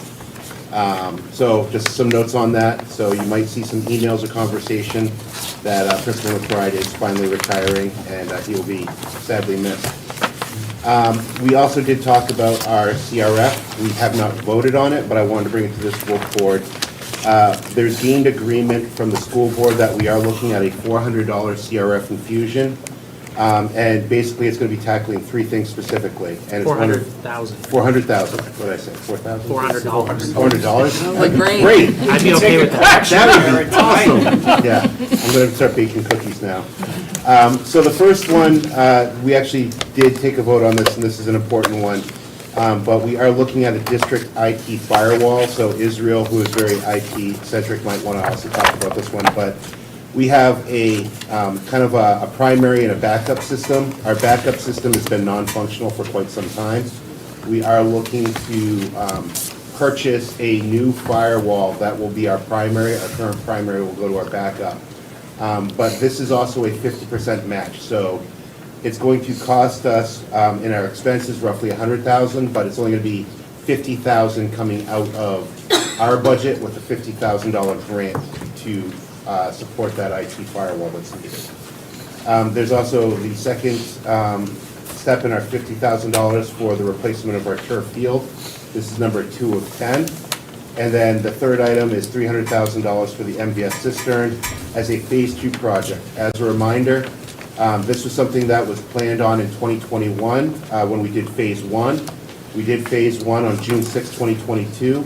And they said at that time, we have to do a phase 2 resurfacing and repair of the cistern, and we pushed it off several years. But this is the year where they're basically saying it must be done, or we will not have a fire suppression system at the middle school, which means we do not have a middle school. And we will be doing remote learning for our students. So we are targeting that cistern cistern project phase 2 for this summer, July of 2025. So those are the things that we're talking about, and somebody came up with a beautiful idea for the CRF that we're actually talking to the lawyers. We're not going to say we're adding it right now. We're not voting on it right now. But we're talking to the lawyers to add language to the CRF fund that says if this warrant article fails, the $400,000 will be used to offset taxes. We're asking the lawyers to see if that could actually be put into the warrant article itself, because it has been in the user guide. I think there's a lot of misinformation or uninformed thoughts out there on what the unfunded reserve balance, whatever we call it. But basically, we're going to put in the warrant article to say it's either going to be for the CRF or we're going to return it to taxpayers. Hopefully, we get something back from the lawyers and we can take a vote on that from the school board perspective. But I wanted to mention that to this board. And once you do, you'll bring that to the, That'll probably go to public hearing. okay. Are you all set with I'm good with that, unless there's any questions. I do have a question. Go ahead, Laura. Thank you. So with the cistern, because it has, this is a, we no longer have a choice type, what will happen if the taxpayers do not vote for this? If this is going to be a situation where if it's not voted for, we might have to use a contingency fund. Okay. Because it's an existing. But it's an existing thing, and it's going to be emergency repair, so I think it does fall into that kind of category. The CRF is something that we set up based on the budget committee, 7 years ago, where we said, hey, don't put these CRF items in your operating budget. Put them in the actual capital reserve fund. And so that's how we kind of watch our CIP. That I know you have a member on the board that goes to the CIP meetings, but these are the 3 priorities that we have. Thank you. Okay, so I had Danielle put future meetings for us. So obviously Thursday, and then we have January 7th and January 9th, if needed. We can figure out Thursday what the committee's desires are, but I don't want to rush the committee at all. I think we've had great conversations the last couple months, so I don't want to rush us at all. And I've set a tentative public hearing date for January 14th, although that can be amended. I think we need a 7-day notice for that, so. But mark your calendars for the 14th. That's an important meeting for us to be in. Danielle, Do you want to mention the school's request on the 9th? The school said that this space was being requested for use on the 9th. If the committee doesn't need it, they've asked us to give them an answer by the end of the week, whether or not. they'll Yeah, so pay. I was gonna get feedback from the committee on Thursday and make that call, probably like on Thursday. Any other questions about the schedule? Okay, is there anyone here for public comment? Seeing none, I'm gonna close, Can I ask a question? Not public comment, but a question. I'm gonna close public comment. What information, you had mentioned vacant positions, is that the only information that this committee is requesting? That's what I'm requesting. I don't know if anybody How about an else. update with the numbers, perhaps printed out like the last one you did, that was very helpful. Yes, we can do Maybe that. You might already have. The tiny spreadsheet. Are you talking about this one, or are you talking about? I like the detail? one page. The one that's not red, yeah. One page. I won't be able to get it on one page, maybe front and back. Okay, anything else? All right, is there a motion? Motion to adjourn? All right, motion by Richard to, Manzo to adjourn, second by is Harry. Any discussion? Seeing none, all those in favor? Opposed, abstentions? All right, we're adjourned at